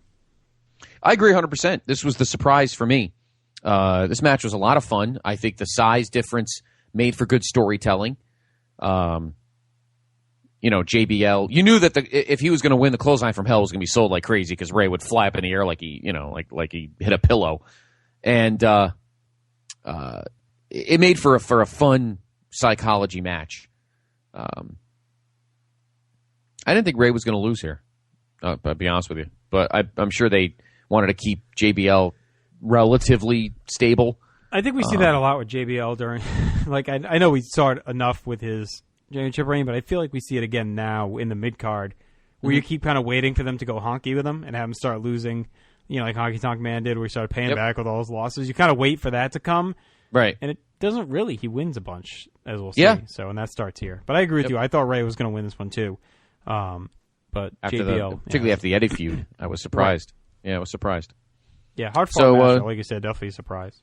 Yeah, no, it definitely surprised me. I think the big man, little man combo worked out well here. So JBL gets the surprise win after Ray wins the big feud at SummerSlam with Eddie. Do you feel like that was kind of a waste now, that they just have him lose to... Yeah, honestly, I do. well, I guess Eddie had beaten Ray on SmackDown, right? Didn't they have one last match on SmackDown where he finally beat him? Yeah, and it wasn't like a regular feud for a belt or anything. I mean, really the purpose of the feud was so Ray could have his kid back. Right. So after that, I was like, whatever. Let's go on back to regular wrestling. So it was almost like it was just a snapshot. Almost like Shawn and Hogan. Right. Like just a snapshot for that show, and let's move on. Although like, Ray dominated that feud pretty much. He won all the matches, though. Yeah, he did. Because that was the whole story. And then eventually, I don't remember what date it was. I think it was maybe 2 SmackDowns after SummerSlam, I think. Or sometime in September, I think it was a cage match. Yep. I think Eddie finally beat him. So there is JBL gets the win match. Longer than I thought, almost 13 and a half minutes. It was a longer match than I thought it was going to be. But a lot of the early matches have all been relatively short. So, all right, next up, the other second, third of our main event, probably one of the bigger 2 main event matches. Feud that has been continuing on since, pretty much since February, March. And this was the match I was referring to earlier. How do we get to this point, and how do we add the guys into the mix to make this a 3-person match? On September 16th, Undertaker and Randy Orton faced off at a SummerSlam rematch. Taker would win, but during the bout, Cowboy Bob brought a casket out, and inside was Undertaker's image. A week later, the Ortons rolled the casket out again, but this time the real Undertaker was inside. He popped out, threw Randy in it, and knocked it over. The Ortons escaped, but Teddy Long set up a pay-per-view match, and on September 30th, Taker defeated Bob Orton in his first WWE match since 1987. Finally, on October 7th, Roddy Piper returned to confront his former running buddy and would battle the Ortons in a handicap match. During the bout, Taker's gong sounded, distracting the Ortons and leading Piper to roll up Cowboy for the win. Druids then brought a casket down, and this one contained images of the Ortons. Taker would appear in the ring behind them, but the Ortons got out of dodge before he could strike. And again, this is Orton's first pay-per-view match since WrestleMania 3 when he teamed with Don Morocco against the Can-Am Connection. Losers. And while this match is referenced as the first ever handicap casket match multiple times, that is again incorrect, Scott, like you mentioned earlier, some incorrect information. On the 9/23/99 SmackDown, Viscera and Mideon defeated Triple H in this exact type of match, a handicap casket match. Yep. So, feud continues, I guess. Makes sense. With Orton having won at SummerSlam. And it seemed like maybe this could be it. Or maybe it'll continue. We'll see.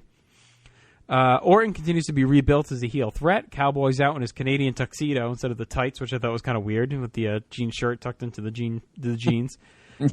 Big entrance for their casket and for Taker, lending a big match feel to this. Taker fends off both to start until a low blow takes him down. The Ortons double team until Taker recovers. He chucks Randy towards the casket to spook him. Taker dumps Cowboy in the casket, but he escapes. That allows Randy to shoot Taker into the steps. Taker survives the first casket attempt and strikes his way back into the match. Lots of punch and kick offense from all sides to start off. Taker hits old school on Randy and a STO on Randy as well, gaining some momentum. Taker tries old school on Cowboy, but Randy trips him up. The Ortons hit a double superplex. I thought that was a really cool spot. And, of course, that was one of Cowboy Bob's moves back in the day. Yep. And they hit that nicely. Taker blocks a double suplex into the casket and DDTs both men, and then hits a snake eyes on Randy. A quick series of reversals ends with a Randy Orton inverted backbreaker, while Cowboy finds a fire extinguisher. Taker knocks Orton into the casket with a chair shot and then chokes out Cowboy with a triangle and eventually drags him as well, but Randy blocks the lid. Randy makes a comeback, hits a power slam, and drags him to the casket, but Cowboy's still in there. He starts to freak out. That allows Taker to hit a low blow. Taker heats up, but Randy mows him down with a desperation dropkick. Taker hits a last ride on Randy, but when he opens the casket, Cowboy Bob pops up and sprays the extinguisher in his face. that gives Randy the chance to hit the RKO. I thought that was a cool sequence. It's something you didn't fully expect, and they booked it well. Taker recovers, but Randy bashes him with the extinguisher, can't close the door. Taker pulls Randy in, and Cowboy slams the door from behind, not realizing that Randy was in there too. The door pops open, and Undertaker's choking Randy. Cowboy grabs him. Randy bashes Taker with a chair, and they pick up the win by locking him in the casket. So Randy Orton again beats the Undertaker. They wheel the casket to the aisle and then hack it up with an axe and light it on fire. And on the surface, this is pretty good heel stuff to continue the feud, but pretty over the top, and I guess it's par for the course with Taker, and we've seen worse. I thought the first half of the match had too much striking. It was pretty bland, but I thought it picked up once they got the deeper offense back and forth. And once Cowboy kind of got taken out of things and they let Randy and Taker go at it, I thought the match really picked up. And I thought the finish was well done, too, with the fire extinguisher and the RKO and then the chair shot. Orton gets another win. And I want your take on this in a moment, that he keeps needing help to beat Taker. But I feel like it's okay here because his character is kind of built that way. So, talk about that in a minute. Not their best match together, solid enough. And what did you think of the fire as well? Because I thought it was kind of hokey because they pushed the casket all the way to the end, and it's clearly like a gimmicked tarp. You know what I mean? Like, it's obvious that they're putting it over a blanket. Yep. And then the fact that they try to attempt to murder this guy, and like no one comes to help at all. It's like, at least have some officials come out and they fend him off with the axe or something. Like, no one goes near it, and they're just standing there watching the casket burn. Not one person tried to make a save until the Ortons leave, and then they come out with the fire extinguishers. Like, I don't know. Whatever. I know, suspend belief, but like some of that was just too much for me. With the obvious blanket that they push him onto, the fact that they try to murder the guy via fire, and like nobody shows any interest in helping him. I know. And then also, so talk about that, and then talk about what you thought about Orton needing so much nonsense and Cowboy Bob to beat Taker twice now. Well, I'll answer your second question first. It's Taker, so any feud with Taker, usually rules don't apply.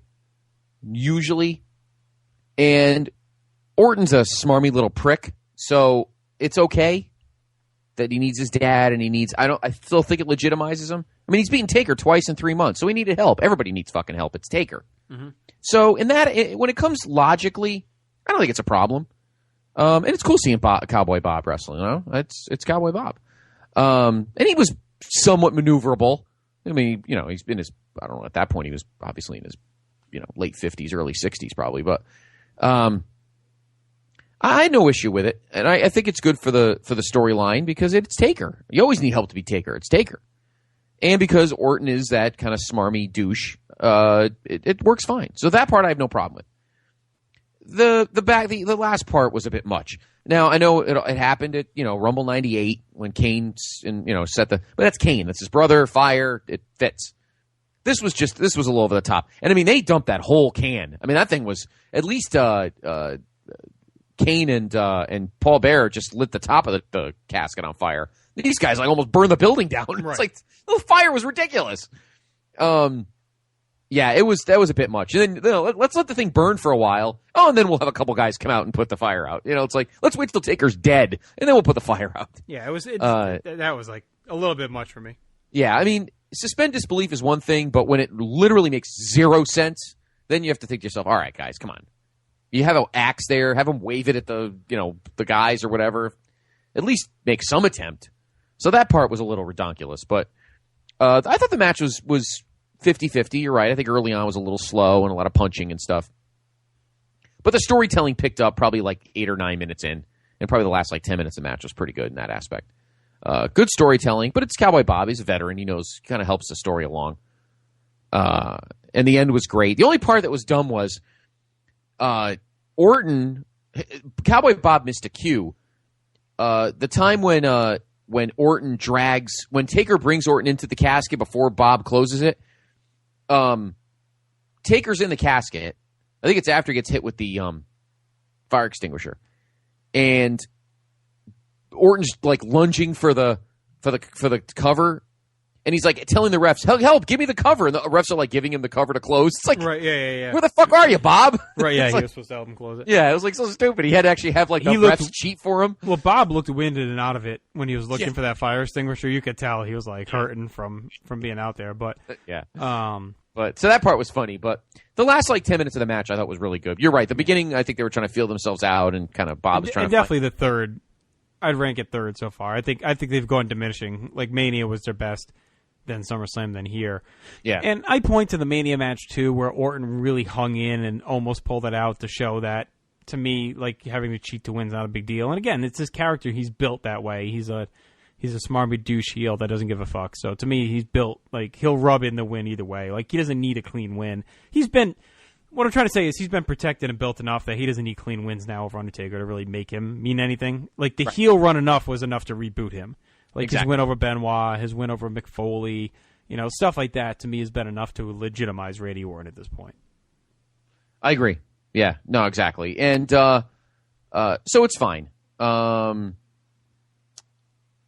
don't think there's any question that Orton is legit. And I think he's, after the shitstorm of late 04, 05 into early 05, I think he's kind of rebounded a little bit. So Randy Orton wins with the help of his pop, and we know that one more match is probably in the offing at some point. But obviously this is a Taker time off thing, clearly. Yeah. So we'll talk more about this feud in a few vaults. Mm-hmm. All right, why don't we take a break, JR? 2 matches left, both championship matches, including our main event. But first, many words from somewhere out there. Because. Promotional consideration paid for by the following. What's up, everybody? This is Kevin Kelly. Make sure you check out every episode of The Kevin Kelly Show right here on the Place to Be Nation. PlaceToBeNation.com. The Kevin Kelly Show. Every episode is a winner. At least we hope.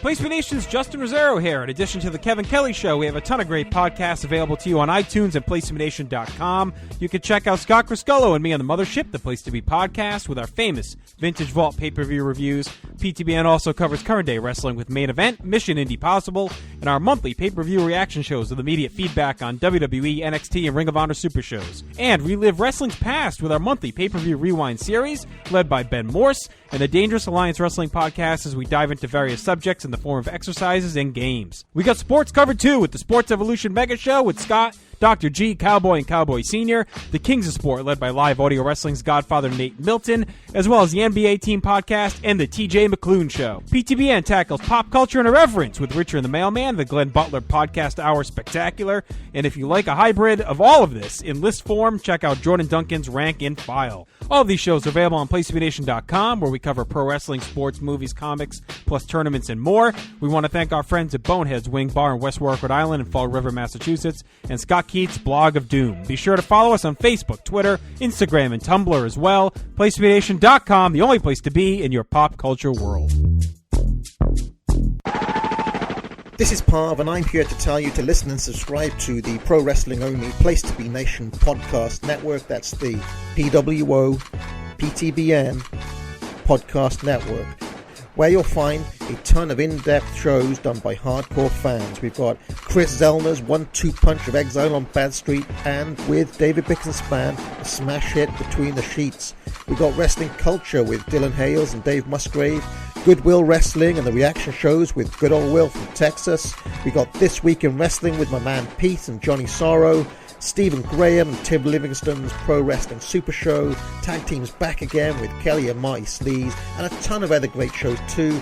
And of course there's Titans of Wrestling and Where the Big Boys Play with yours truly and some dude from down south called Chad. PWO PTBN Podcast Network. Hey, this is Scott Hudson, and you're listening to the Place to Be Podcast with Scott and Justin.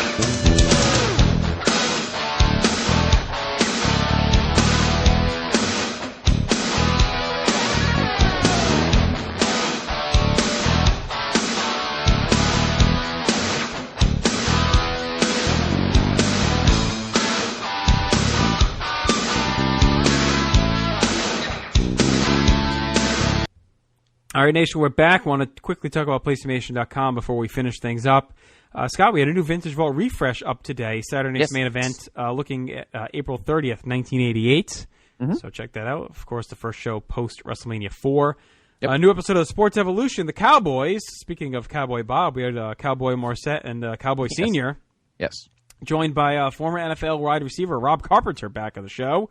And they talked a little Broncos-Panthers Super Bowl, which is this Sunday, and they talked a little PC Friars, which I'm not going to talk about right now because I'm pissed off. Quick, give me your prediction, Super Bowl.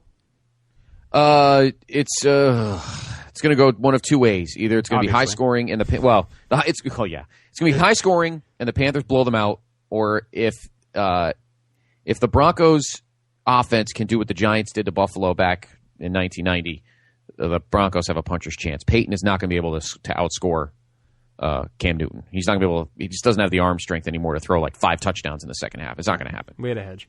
Glenn Butler had a new Wednesday Walker on the web. Check that out. Neil Chama back as the Walt Disney World Traveler, looking at the Resort 2016 preview. A lot of changes coming to all of the resorts there at Disney, so be sure to check that out. Neil catches you up on when the best time to go over the next few years may be. Talks about the new attractions opening, others closing. So if you're a Disney fan or planning a trip, that is a must-read. Brian Bayless had your Raw report. Will and I were back, first time in a month, with a Dangerous Alliance Wrestling podcast. We played some cool games. We did a little Living the Gimmick with Kevin Nash. We ranked our favorite Rumble undercard matches, and then we built an Ultimate Royal Rumble, so be sure to check that out. Also, a brand new Between the Sheets, looking at January 26th to February 1st of 1991 with Chris and Bix. Chad Campbell continues his look at IWA Mid-South, the last great territory. New installments of all your other favorite podcasts as well along the lines. Scott Keith had a Place to Be exclusive mailbag, written form. Check that out. And if you haven't read yet, Parv's piece on why Roman Reigns isn't over, a study in parallels at Roman Reigns, Bob Backlund, Dory Funk Jr. Incredibly well-researched. A very in-depth look at why he believes Reigns is not over. It got a lot of praise, that piece. It was really well done, long form, a lot of results mixed in, a lot of analysis. So be sure to check that out. Highly recommended piece about Roman Reigns. And also quickly we'll plug the Glenn Butler Podcast Hour Spectacular. Episode 5, Talks in Politics, looking at the Iowa caucus. Episode 6, reopening the X-Files. Of course, the return of the X-Files, as Glenn and Scott, the brothers of discussion, brought in Andy Helene to talk about X-Files. And Andy also gave an X-Files primer written piece, so be sure to seek that out as well. Follow us on Facebook at facebook.com/PlaceToBeNation, Twitter, place2BNation, Tumblr, Instagram, it's all there for you. PlaceToBeNation.com, the only place to be in your pop culture world. Indeed. Let's go back to Houston, the planet Houston. And 2 matches left, JR. Good show so far. Okay. Yeah, there's been some surprisingly good stuff. I think the 4-way was really good. I think JBL Mysterio was pretty good. So, up and down. Okay. Nothing right home about, but nothing, I wouldn't call it like trash or anything. Right. No, I wouldn't either. And again, 2 matches left, both title matches. Next up, the Cruiserweight Championship on the line, your champion, Nunzio, taking on a guy who was a former WCW Cruiserweight Champion and part of an awesome heel, I don't know what they are now, they're more like a tweener stable. Yeah. But we have not talked about the Cruiserweight title since the last pay-per-view, so we had a big title change. Yeah, Nunzio defeated Paul London to win that title on August 6th Velocity, thanks to an assist from Vito making his WWE debut. We'll talk about him in a moment. On 10-8, Juventud won a Battle Royal to earn this title match. Nunzio had his problems with the Mexicools prior to the match when Psychosis and Super Crazy defeated him in non-title singles and tag matches leading up to the show. Vito LaGrasso began his wrestling career in 1990, did a bunch of WWF job duty in the early 90s, and then went to ECW as Skull Von Crush, who later changed his name to Vito the Skull LaGrasso, started up a stable known as the Baldies, would remain in ECW until 1999, went to WCW, joined up with Johnny Stamboli to become the Mamalukes. They would win the tag team titles, remain a unit until WCW closed. Vito got lost in the buyout shuffle and would eventually reshuffle over to TNA.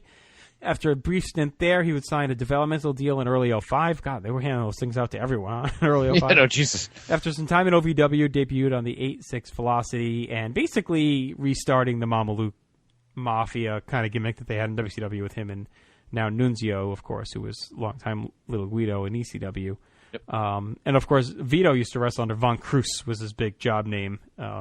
Showed up a lot on Superstars and Raw in those early episodes. Yep.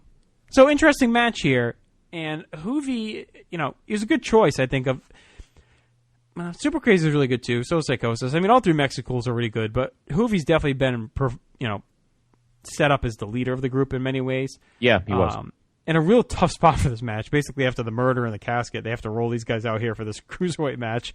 And they're great wrestlers, but the story and the general history of these types of matches don't have great crowd reactions for WWE. So to drag them out there after a moment like that was in a real tough spot. I was surprised that the Mexicools lasted this long, especially when the BWO crumbled. I'm glad they did, but it seems very un-WWE-like that they'd make it this far. Not much of a reaction, but at least they have a gimmick and a distinct look, and the same goes for Nunzio and Vito. I thought Nunzio's been a good champion since he won it and sets up for a pretty good match here. Hoovy keeps the pressure on early, goes for covers whenever he can. We get a series of reversals with Hoovy keeping the advantage, getting near fall off a backbreaker. Hoovy heads up top, but Nunzio yanks him hard to the mat and then goes to work on the back. Both end up battling on the top rope and take each other off with a face buster. Hoovy gets a kick and a near fall, but the crowd is just completely dead here. Hoovy gets a nice low drop kick for 2, hits an inverted sit-out powerbomb. Vito ties up Hoovy, but it doesn't work and gets taken down with the head scissors. Hoovy hits a crossbody, but Nunzio rolls through for 2. Hoovy fights for a Nunzio attack and hits a driver for the win as the Mexicools block Vito. And again, despite the completely fat crowd, I thought this was pretty good. I thought they worked hard. And a nice win by Hoovy. I think it was a good choice to give him the belt. They worked well. It was fun. The celebration was fun after. It was a cool moment. Not the best cruiserweight match in history, but, better than what we've probably had over the last year or so throughout the Spike stuff and everything else. So, really, since the heyday of the division, one of the better matches, I think. And I think Hoovy is a very good choice for champion. I agree. It was a really good match. I enjoyed it. I like Hoovy. I think the highlight for me was afterwards when Carlos and Hugo actually got, right. like post-match interviews and... Yeah, they made a big deal about it, which I was glad to see. Yeah, it was definitely a big deal. Yeah. And it's funny. Like, did you think the Mexicools will last this long, let alone win titles? No, because they're certainly not. We were talking about Bobby Lashley. Was a Vince guy? Well, these guys are certainly not Vince guys, but they were funny with their Juan Deers and what's his name? Psychosis had a great line. He goes, "You're the grass, and we're gonna mow you," or he said something really stupid. It was really funny. When he was doing the post-match interview. But it was a good match, fast-paced. Hoovy's a little more over than Nunzio. I felt like Nunzio was more of a holdover guy. And on a funny note, I think it's the most velocity references we've had in a single match in the history of the Vintage Vaults. On this velocity, then on this velocity, then on this velocity. Know, right? What the hell do we ever do that? But good match. And Juventud is your new WWE Cruiserweight Champion. And it was a good little match for just under 7 minutes. Yeah, fine. I enjoyed it. Fine stuff. All right. All right. We go backstage again. Yep. Simon Dean eats an entire tray of hamburgers now, finishes it off. But Lashley says that was only 19, and he has one more to go before he can eat the 20th. Dean runs away and throws up as Lashley just sits there laughing. And I thought these were pretty effective to get Lashley over. Like, he didn't have to talk a lot. He looked menacing. He kind of was being a rapscallion. Simon Dean had this coming to him after being such an asshole, and I thought it made Lashley seem very likable and just a kind of a quiet, tough guy that you don't want to mess with. Right, exactly. No, it was good. It was a good start for Lashley, and we'll see more of him over the next few months, kind of building slowly, and then by like the middle of 06, he really comes into his own on SmackDown. So and it was a fun running story because they were quick. They were quick hits, and they didn't drag on. Yeah, no, exactly. They threw it in there every couple matches, funny gig, and the burgers are all mushed together, and it worked out good. It was a fun little filler for this pay-per-view, kind of stretch it all out a little bit, so it was good. All right, main event time. Are you ready? We knew the day would come where we'd have to do this, but your World Heavyweight Championship on the line, your champion, Batista, a new number one contender. Do you want to do the official fun fact at the end? And we'll just do the match part now? Yeah, let's talk about the match. And then okay, so how did we get to this point then? So following SummerSlam, Eddie Guerrero finally defeated Rey Mysterio in that cage match we talked about earlier on the September 9th SmackDown. Soon after, he was named number 1 contender to the World Heavyweight title. Eddie would claim to be Batista's best friend, a role Batista played along with, figuring he could keep an eye on the tricky Guerrero. Batista continued to play mind games, and Eddie would occasionally turn back to his cheating ways during matches when Batista and Eddie were facing M&M. Guerrero and Batista would defeat JBL and Christian in a tag match, with Guerrero reaffirming his friendship with the champion.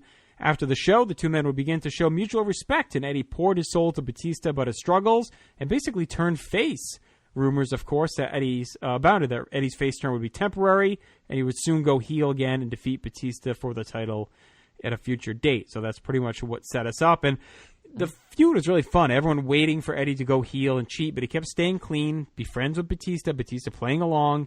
And I thought it made Batista seem even cooler and smart because he knows the jig, but he's just playing along. And it's similar to kind of what he did with Triple H. Yep. And I thought it was his first, good feud since Triple H. He's had, the JBL stuff that's kind of stunk up the, main events a little bit. But to me, he was finally able to dig his teeth in a little bit here. And Eddie has a really cool new theme song. Big Eddie chants, a big pop. Batista has a great championship star look and kind of tough to watch when Eddie comes out, just knowing, in hindsight. Story is whether the sneaky, savvy veteran Eddie will expose Batista and steal the title, or will Batista be able to stay on to his tricks. Eddie takes down Batista early, looking to ground him, and they start feeling each other out, working a friendly offense to start things off. Batista slams Eddie off the top and then smiles and smirks as he controls the action. And Eddie's trying to figure things out. Eddie lands a shot on the arm, and Batista gives him a knowing look and laugh. Feeling out continues. Batista uses a headlock and power to negate Eddie's speed. Eddie grabs a chair, but Batista yanks it away and then scolds him, kind of grabs him by the face and yells at him.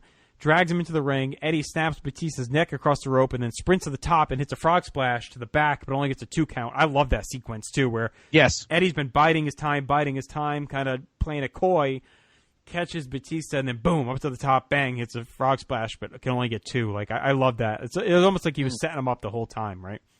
Yes. Oh, I agree. That was great when they were messing around on the ropes. I agree 100%. I caught that. When that hit me, I'm like, wow, that was a good sequence. Yes, I agree. Well worked. Eddie hooks a body scissors and lands some strikes to the lower back before going to a single crab. And I liked the flow here. It's really interesting because you could kind of feel both guys looking for a hold and trying to figure out a way to pick each other apart within the rules. Because Eddie doesn't want to cheat. He's trying to keep up the guys. Batista hanging with them.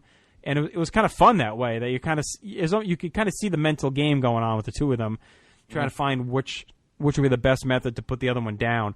Batista reverses a cloverleaf into an inside cradle for 2, and Cole wonders if Batista's starting to get desperate because he's getting away from his game. Taz kind of shoots that down. Ref gets bumped accidentally when Eddie loses his balance. Eddie realizes the situation, smiles, and grabs a chair, but then hesitates and chucks it to the floor looking kind of sad. Batista calls out Eddie for even thinking about it and slams him into the corner, rattles him with a big clothesline. Eddie reverses a Batista bomb, but Batista hits a spine buster, and then the lower back injuries to Batista prevent him from covering.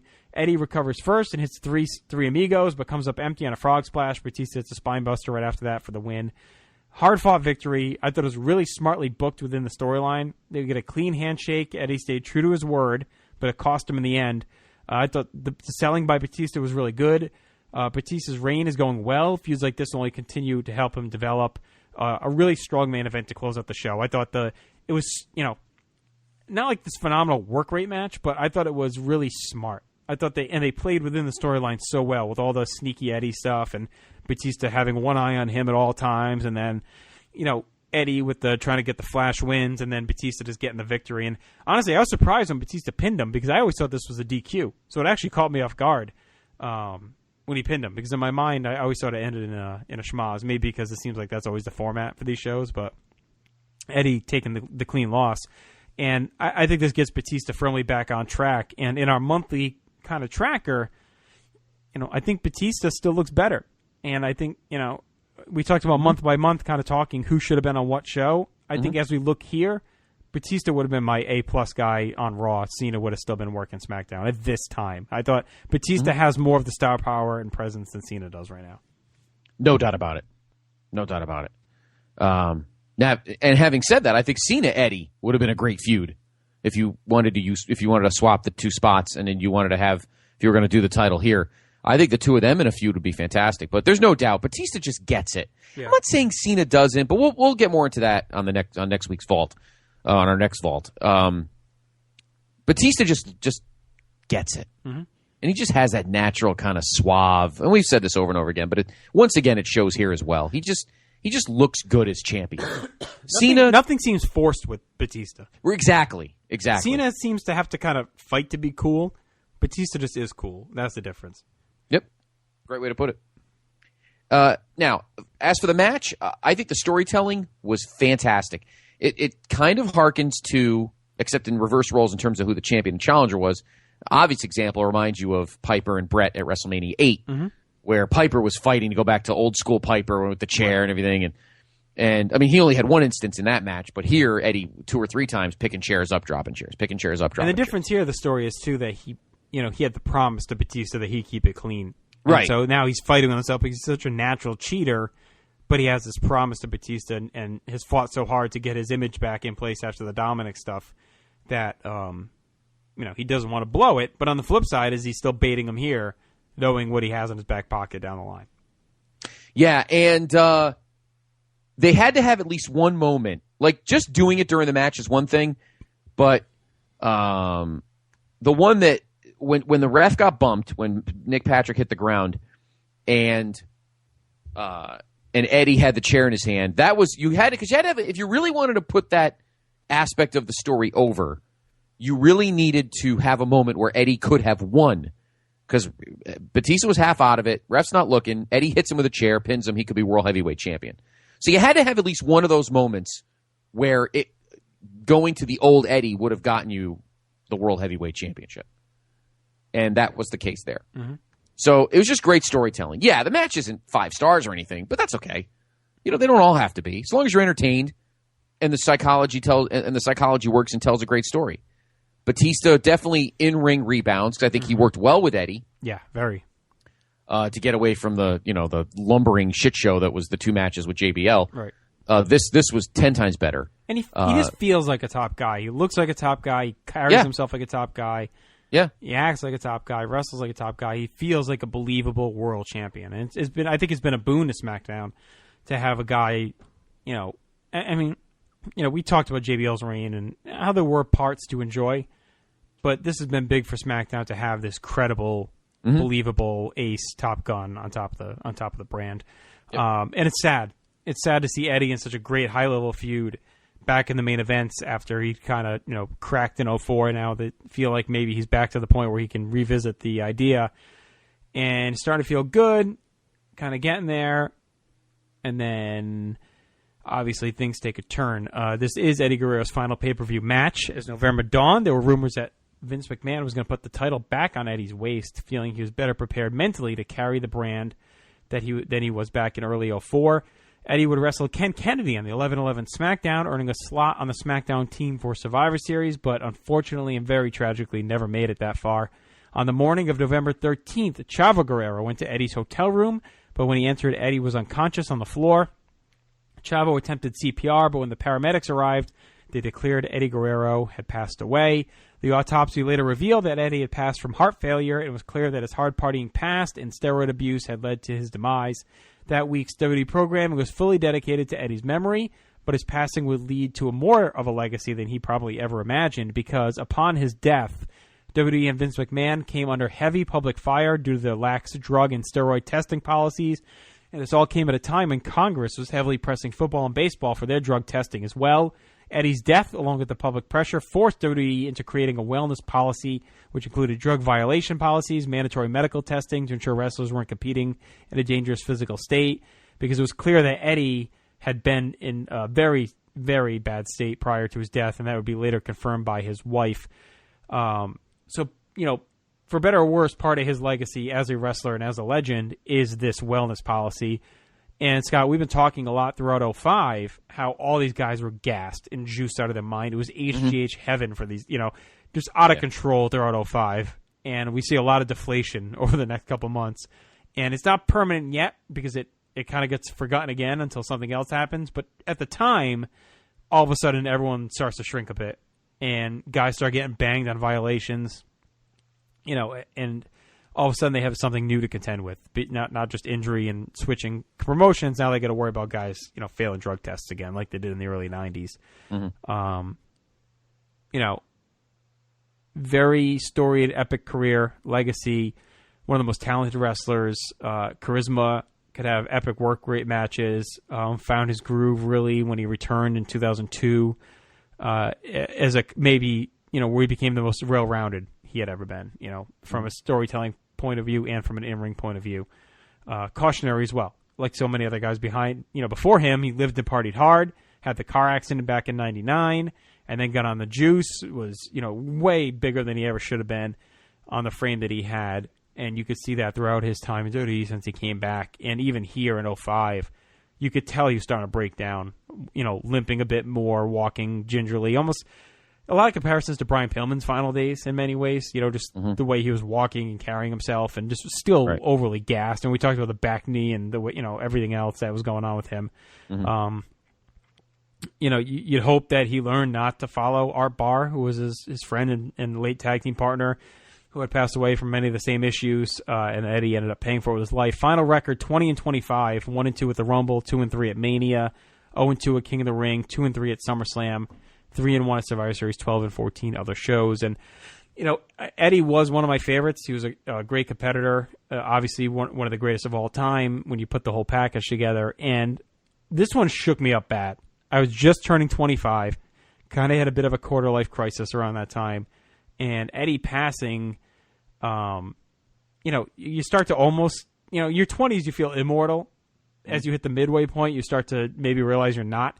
And having a guy like this that you really follow closely and had grown up with in many ways die of a heart attack shakes you up pretty bad. And I remember, not being able to sleep for nights, just, freaked out by what had happened. It took me a while to kind of feel okay with it. And, the Eddie tribute shows were really well done. And it was tough. It was a tough one. I think probably the hardest I took a wrestling death since Pillman, I'd say, was Eddie. So it really messed me up. Oh, I remember that day. In fact, I was talking to the doctor about it earlier because I was with you, right? And then I went home and found out. Yeah, I was even trying to figure out what the hell we were doing. I mean, I don't know if you were here or we were up there. I don't know. And I remember we were in the doctor's basement and we were. No, I was there because I drove home and put on the computer and saw that he died, and then I called you, and I'm like, yeah, you shit. called. Yeah, you called you called doctor's house phone, and I mean this. When you talk about the three deaths, it's like almost the trinity of pain, if you will. Pillman, Owen, and Eddie. Owens was just sucked because it was, you could say it was avoidable or whatever, but that just came out of left field. It was 100% avoidable. Yeah, that was avoidable. He did nothing to himself like Pillman. No. I mean, Pillman and Eddie are sad, but they brought every ounce of it on themselves. Exactly. And it breaks your heart because there was no... You would have thought by 2005 that smaller guys, I mean, and this goes for, some of his other cohorts over the next, year and a half. You would have figured by this point that the guys that were 250 pounds, 240 pounds, 230 pounds, we were past that stage where Vince only liked guys that look like fucking Bobby Lashley or Hercules or, friggin' jacked up huge dudes. That we had passed that because we had Shawn. And Shawn was the poster boy for being able to be 220 pounds, 225 pounds, and still be a main eventer. And still set the world on fire, and still put on great main event matches, and still carry promotions. And it kills you that all the shit Eddie did in the 2000. I mean, he was a mess at the end of 2000, going into 01, if you remember. And he got pulled over, he got in a car accident or whatever. And I mean, he spent pretty much all of 2001 bouncing around and trying to do something to clear his life up. And when he came back in 02, he was on fire. And we talked about maybe some of the greatest feuds. He had two awesome feuds in 2002. He had the great feud with RVD for the IC belt, that great ladder match on Raw when the guy ran into the ring. And then remember the Trinity matches he had with Edge at the tail end of the summer were really, really good. Stuff too. And the SmackDown 6 stuff. But by 03 is when you started to see Eddie start to get a little, mangled looking. Maybe by the end of 03 into 04. And it just, why, Eddie? You didn't need to. Vince was past that stage now, but I mean, not really. I mean, I think the pressure was still there within WWE to be bigger. I mean, I don't know. I think it sucks. I think it's a little blind to sit here and say Vince was past it because of Shawn Michaels 10 years before. You know, I think at this point it was starting to infiltrate itself again. I think the rise of HGH is what really did it. You know what I mean? Like, I think sure steroids or the hardcore stuff had really been phased out. And still used, obviously, but I think the growth of HGH in all sports really led to it. I mean, you could say, Vince was saying to whatever, he didn't care, but if you look at the whole culture of sports at that time, it's HGH madness, like baseball, 2000 Absolutely. To 2006, 7, 8, 9. I mean, that's when it was at its peak. Yep. I'm sure, football too. You heard about basketball too. These guys having to play, 3 nights in a row or whatever, back-to-backs, and it's prevalent in all sports, and wrestling was no different. And, of course, the Sports Illustrated article 2 years later did the series on steroid and HGH ring that was run by that, pharmacy. And Eddie Guerrero was on the list of someone who had received HGH and steroids in 2005. So at a time where, thought maybe he was clean, I think he was from a drug and alcohol point of view and a pill point of view, but he was clearly still, juicing big time. And that played a role, obviously, in his death, because when you're weak, you already have a weak heart due to drug use and everything else. To pack on that much muscle to your frame that it's not built to carry, and your heart starts having to pump extra and try and support this extra muscle is just eventually just going to give out.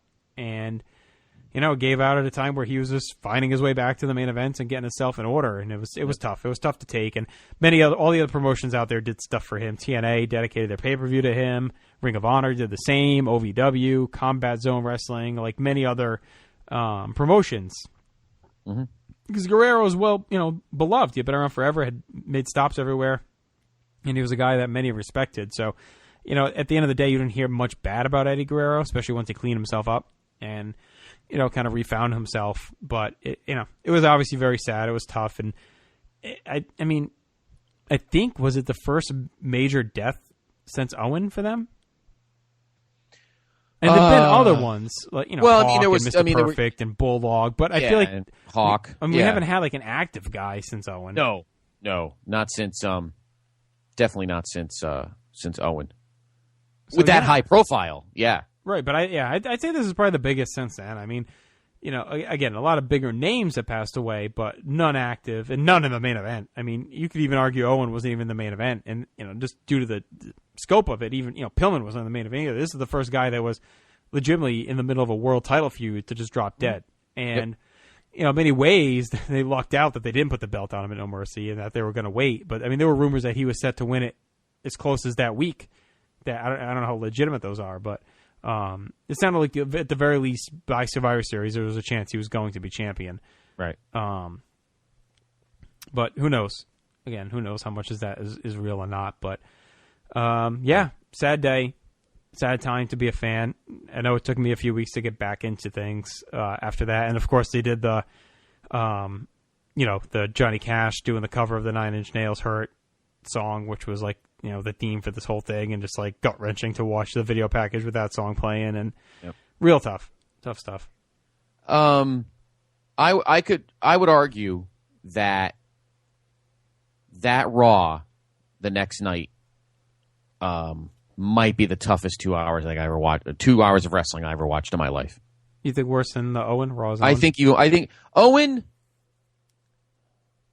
because it was a tragic accident, but the stories they were telling, it just seemed like I don't know, there was something different about that Raw. This Raw just was like you said, it was a stomach punch. Because once you found out why, you were like, oh, why, Eddie? You knew you didn't have to. And just watching all the guys up there and Chavo, who took it himself. We talked about it at was it Unforgiven? Yeah, Unforgiven. He was freaking mangled to the gills. He was misshapen. It sucks because unfortunately you could do a lot of lip service about stuff like that, but it takes somebody has to be made an example of, whether it's fate or whatever, to wake you up. And we've spent all of 2005 talking about these guys, the Kurtz and the Chavos and Masters and all these other guys that are just, you could just tell they're just flying out of their skin. But a guy who probably universally loved by everybody, every fan around the world, from those battles with Dean in ECW and WCW to obviously, pretty much an 8-year feud with Ray in a roundabout way. The matches that we talked about earlier with the fun stuff with China when he took him to the prom and he was trying to get into the Playboy Mansion. Just anything. He was a funny guy. Mm-hmm.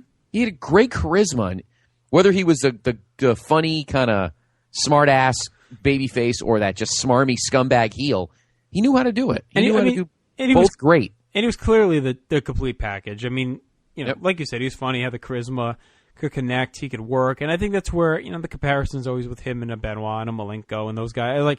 To me, Eddie was always the most complete package because he could work in the ring, he could be a great face, he could be a great heel, mm-hmm. He could, get it done in any kind of style of match. He's had, great matches that are strictly work rate. He's had great story matches like this one, and some really memorable moments. And he had a really great WWE career. And that was on top of an already great WCW career, which is piled on top of a really good Mexico career. So a lot there on Eddie's resume, a lot of great line items, and it was a tough blow for the company in many ways because he was so prominently featured and so beloved, and then the legacy, of course, like we mentioned with the drug testing and everything else. Yeah. So and the difference, the other big difference between Eddie's death and Owens and Pillman's. Pillman was sadly like a back-end, mid-card guy who just happened to die. Right. Which sucked bad. And I know many like you were shaken by that. For the company, Owen, they took a lot of shit for a couple months and then it just kind of, faded. Oh, shit. They basically killed him. Yeah, and they took a lot of crap, and they with every, and not just that, but whether Vince should have stopped the show and all that kind of shit. We won't get into that. We got into that already.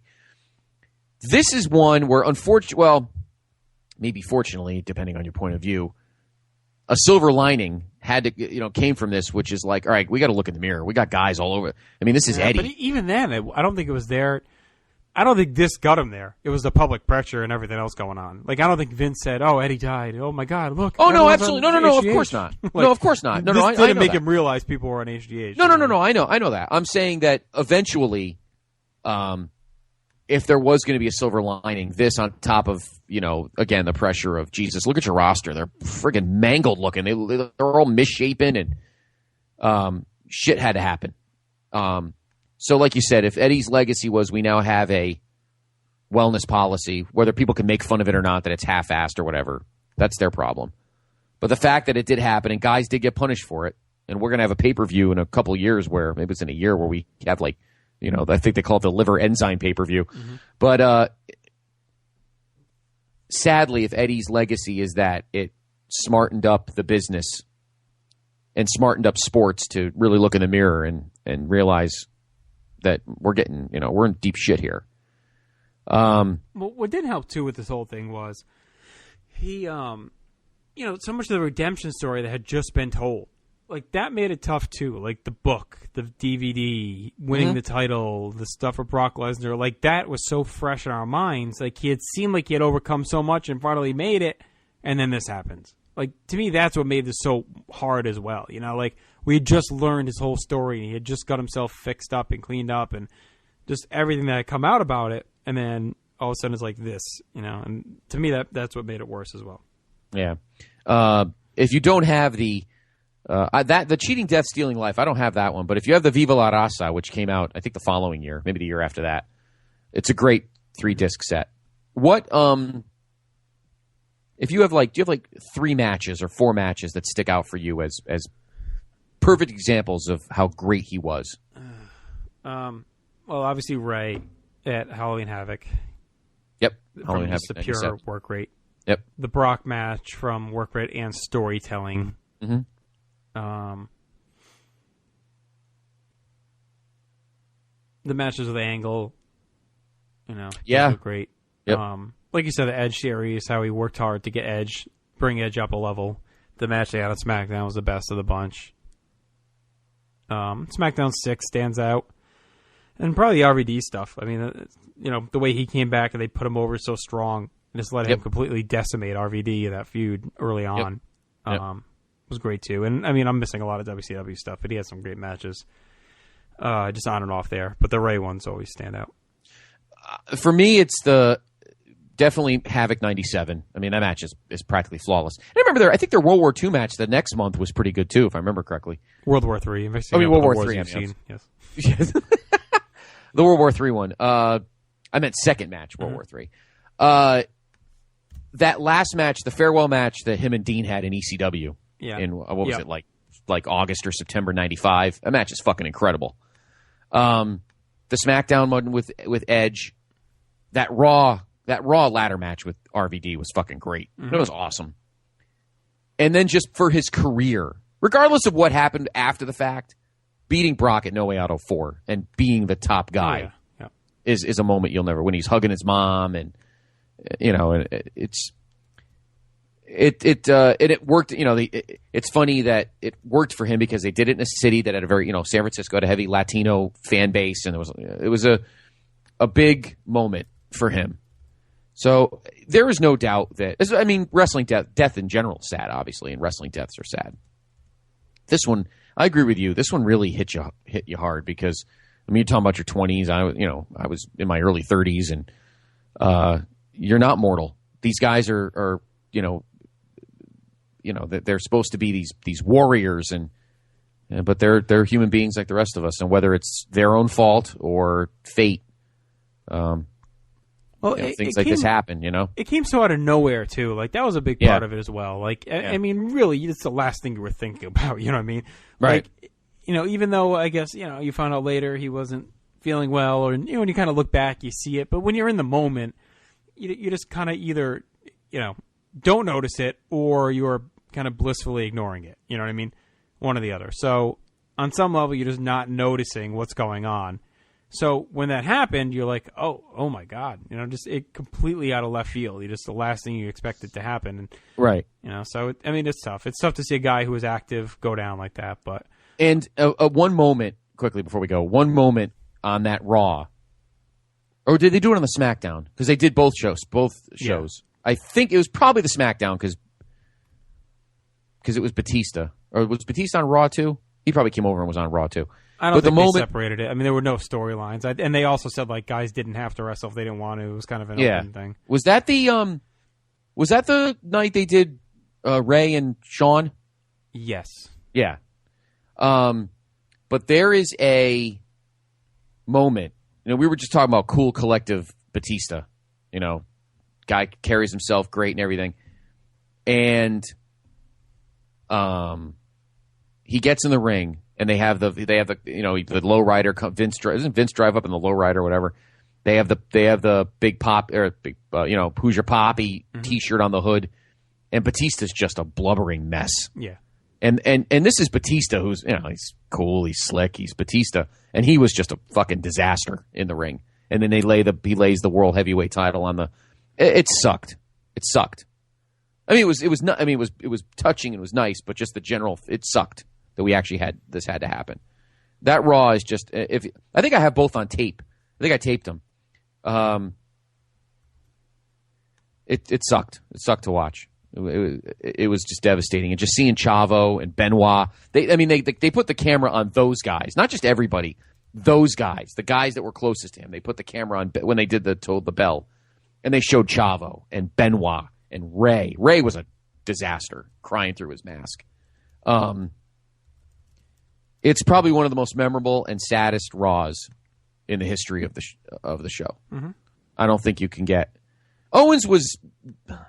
Yeah, they were just two different kinds of shows. I don't think you need to compare. It's fine. Yeah, I don't think it matters. But those 2 hours are just they rip your heart out. They really do. If you have it, honestly, if you have it nearby and you want to, I don't want to say get depressed, but if you want to just feel a special moment, I'd put it on. And I remember the SmackDown that week being pretty good too. But it ripped your heart out. It definitely did. Now, having said that, the show, take that part away from it. this match, I think, saves the show from being kind of a mess. Right? Overall, I mean, this match was very good. Yeah, the match was really good. And no, I think the show closed strongly enough. Like, I thought Ray JBL was really good. Taker's stuff was fine. The Cruiserweight match was fine. I mean, I think it's a perfectly average pay-per-view with some good, and I don't think anything's really bad. Like, I think it goes from like kind of blah to pretty good. So, you know, it's in that C range. But there's stuff here to like. It's not a waste. It's not a throwaway. And I think it continues the trend that the 05 shows have been much more serviceable and better lasting than some of those 04 shows that were downright bad. Like, I don't think we've had really a bad one here in 05. There's at least been something redeeming in every episode, every pay-per-view. And I think this main event was really good. It's kind of a hidden gem. And I think it gets forgotten because we never get the story. We never get the culmination of the storyline in this feud. So we don't really know where it would have ended. So it almost kind of gets overlooked, and I think people maybe purposely overlook it because they want to, maybe forget what happened and not remember what happened. But the match itself was pretty good. So that'll do it for No Mercy 05. And if you have thoughts on Eddie Guerrero that you want to share, this gets posted up on Facebook and Twitter. Just share them with us. Where you were when you found out, and your memories of him, your favorite Eddie matches. Share those thoughts with us. Share your memories of Eddie with us. We'll love to read them and hear them. So, Scott, we'll be back in a couple weeks. We'll be back here with Taboo Tuesday 05, and it's going to be a very special night. We're not going to get too much into it here, but we'll talk about it when that arrives. Yes. Special for many reasons. So, with that said, we'll go ahead and wrap up for tonight. So, for Scott, I'm Justin. We're out. We'll talk to you in a couple weeks. Taboo Tuesday. Get ready to vote. Rest in peace. What's happening? It's about time I stepped into the gangster lane. Talking, I get what I want. I can tell you a yes man. Into the gangster lane. It's about that time, homeboy. I keep the sky high. Y la rola está bien machine. That's how I do it cuando cuerpo. Now it's time to get this party cracking. It's time to let them know what's happening. It's about time I stepped into the gangster lane. Talking, I get what I want. I can tell you a yes man. Into the gangster lane. It's about that time, homeboy. I keep the sky high. Y la rola está bien machine. That's how I do it cuando cuerpo. Now it's time to get this party cracking. It's time to let them know what's happening. It's about time I stepped into the gangster lane. Talking, I get what I want. I can tell you a yes man. Into the gangster lane. It's about that time, homeboy. I keep the sky high. Y la rola está bien machine. That's how I do it cuando cuerpo. Now it's time to get this party cracking. It's time to let them know what's happening. It's about time I stepped into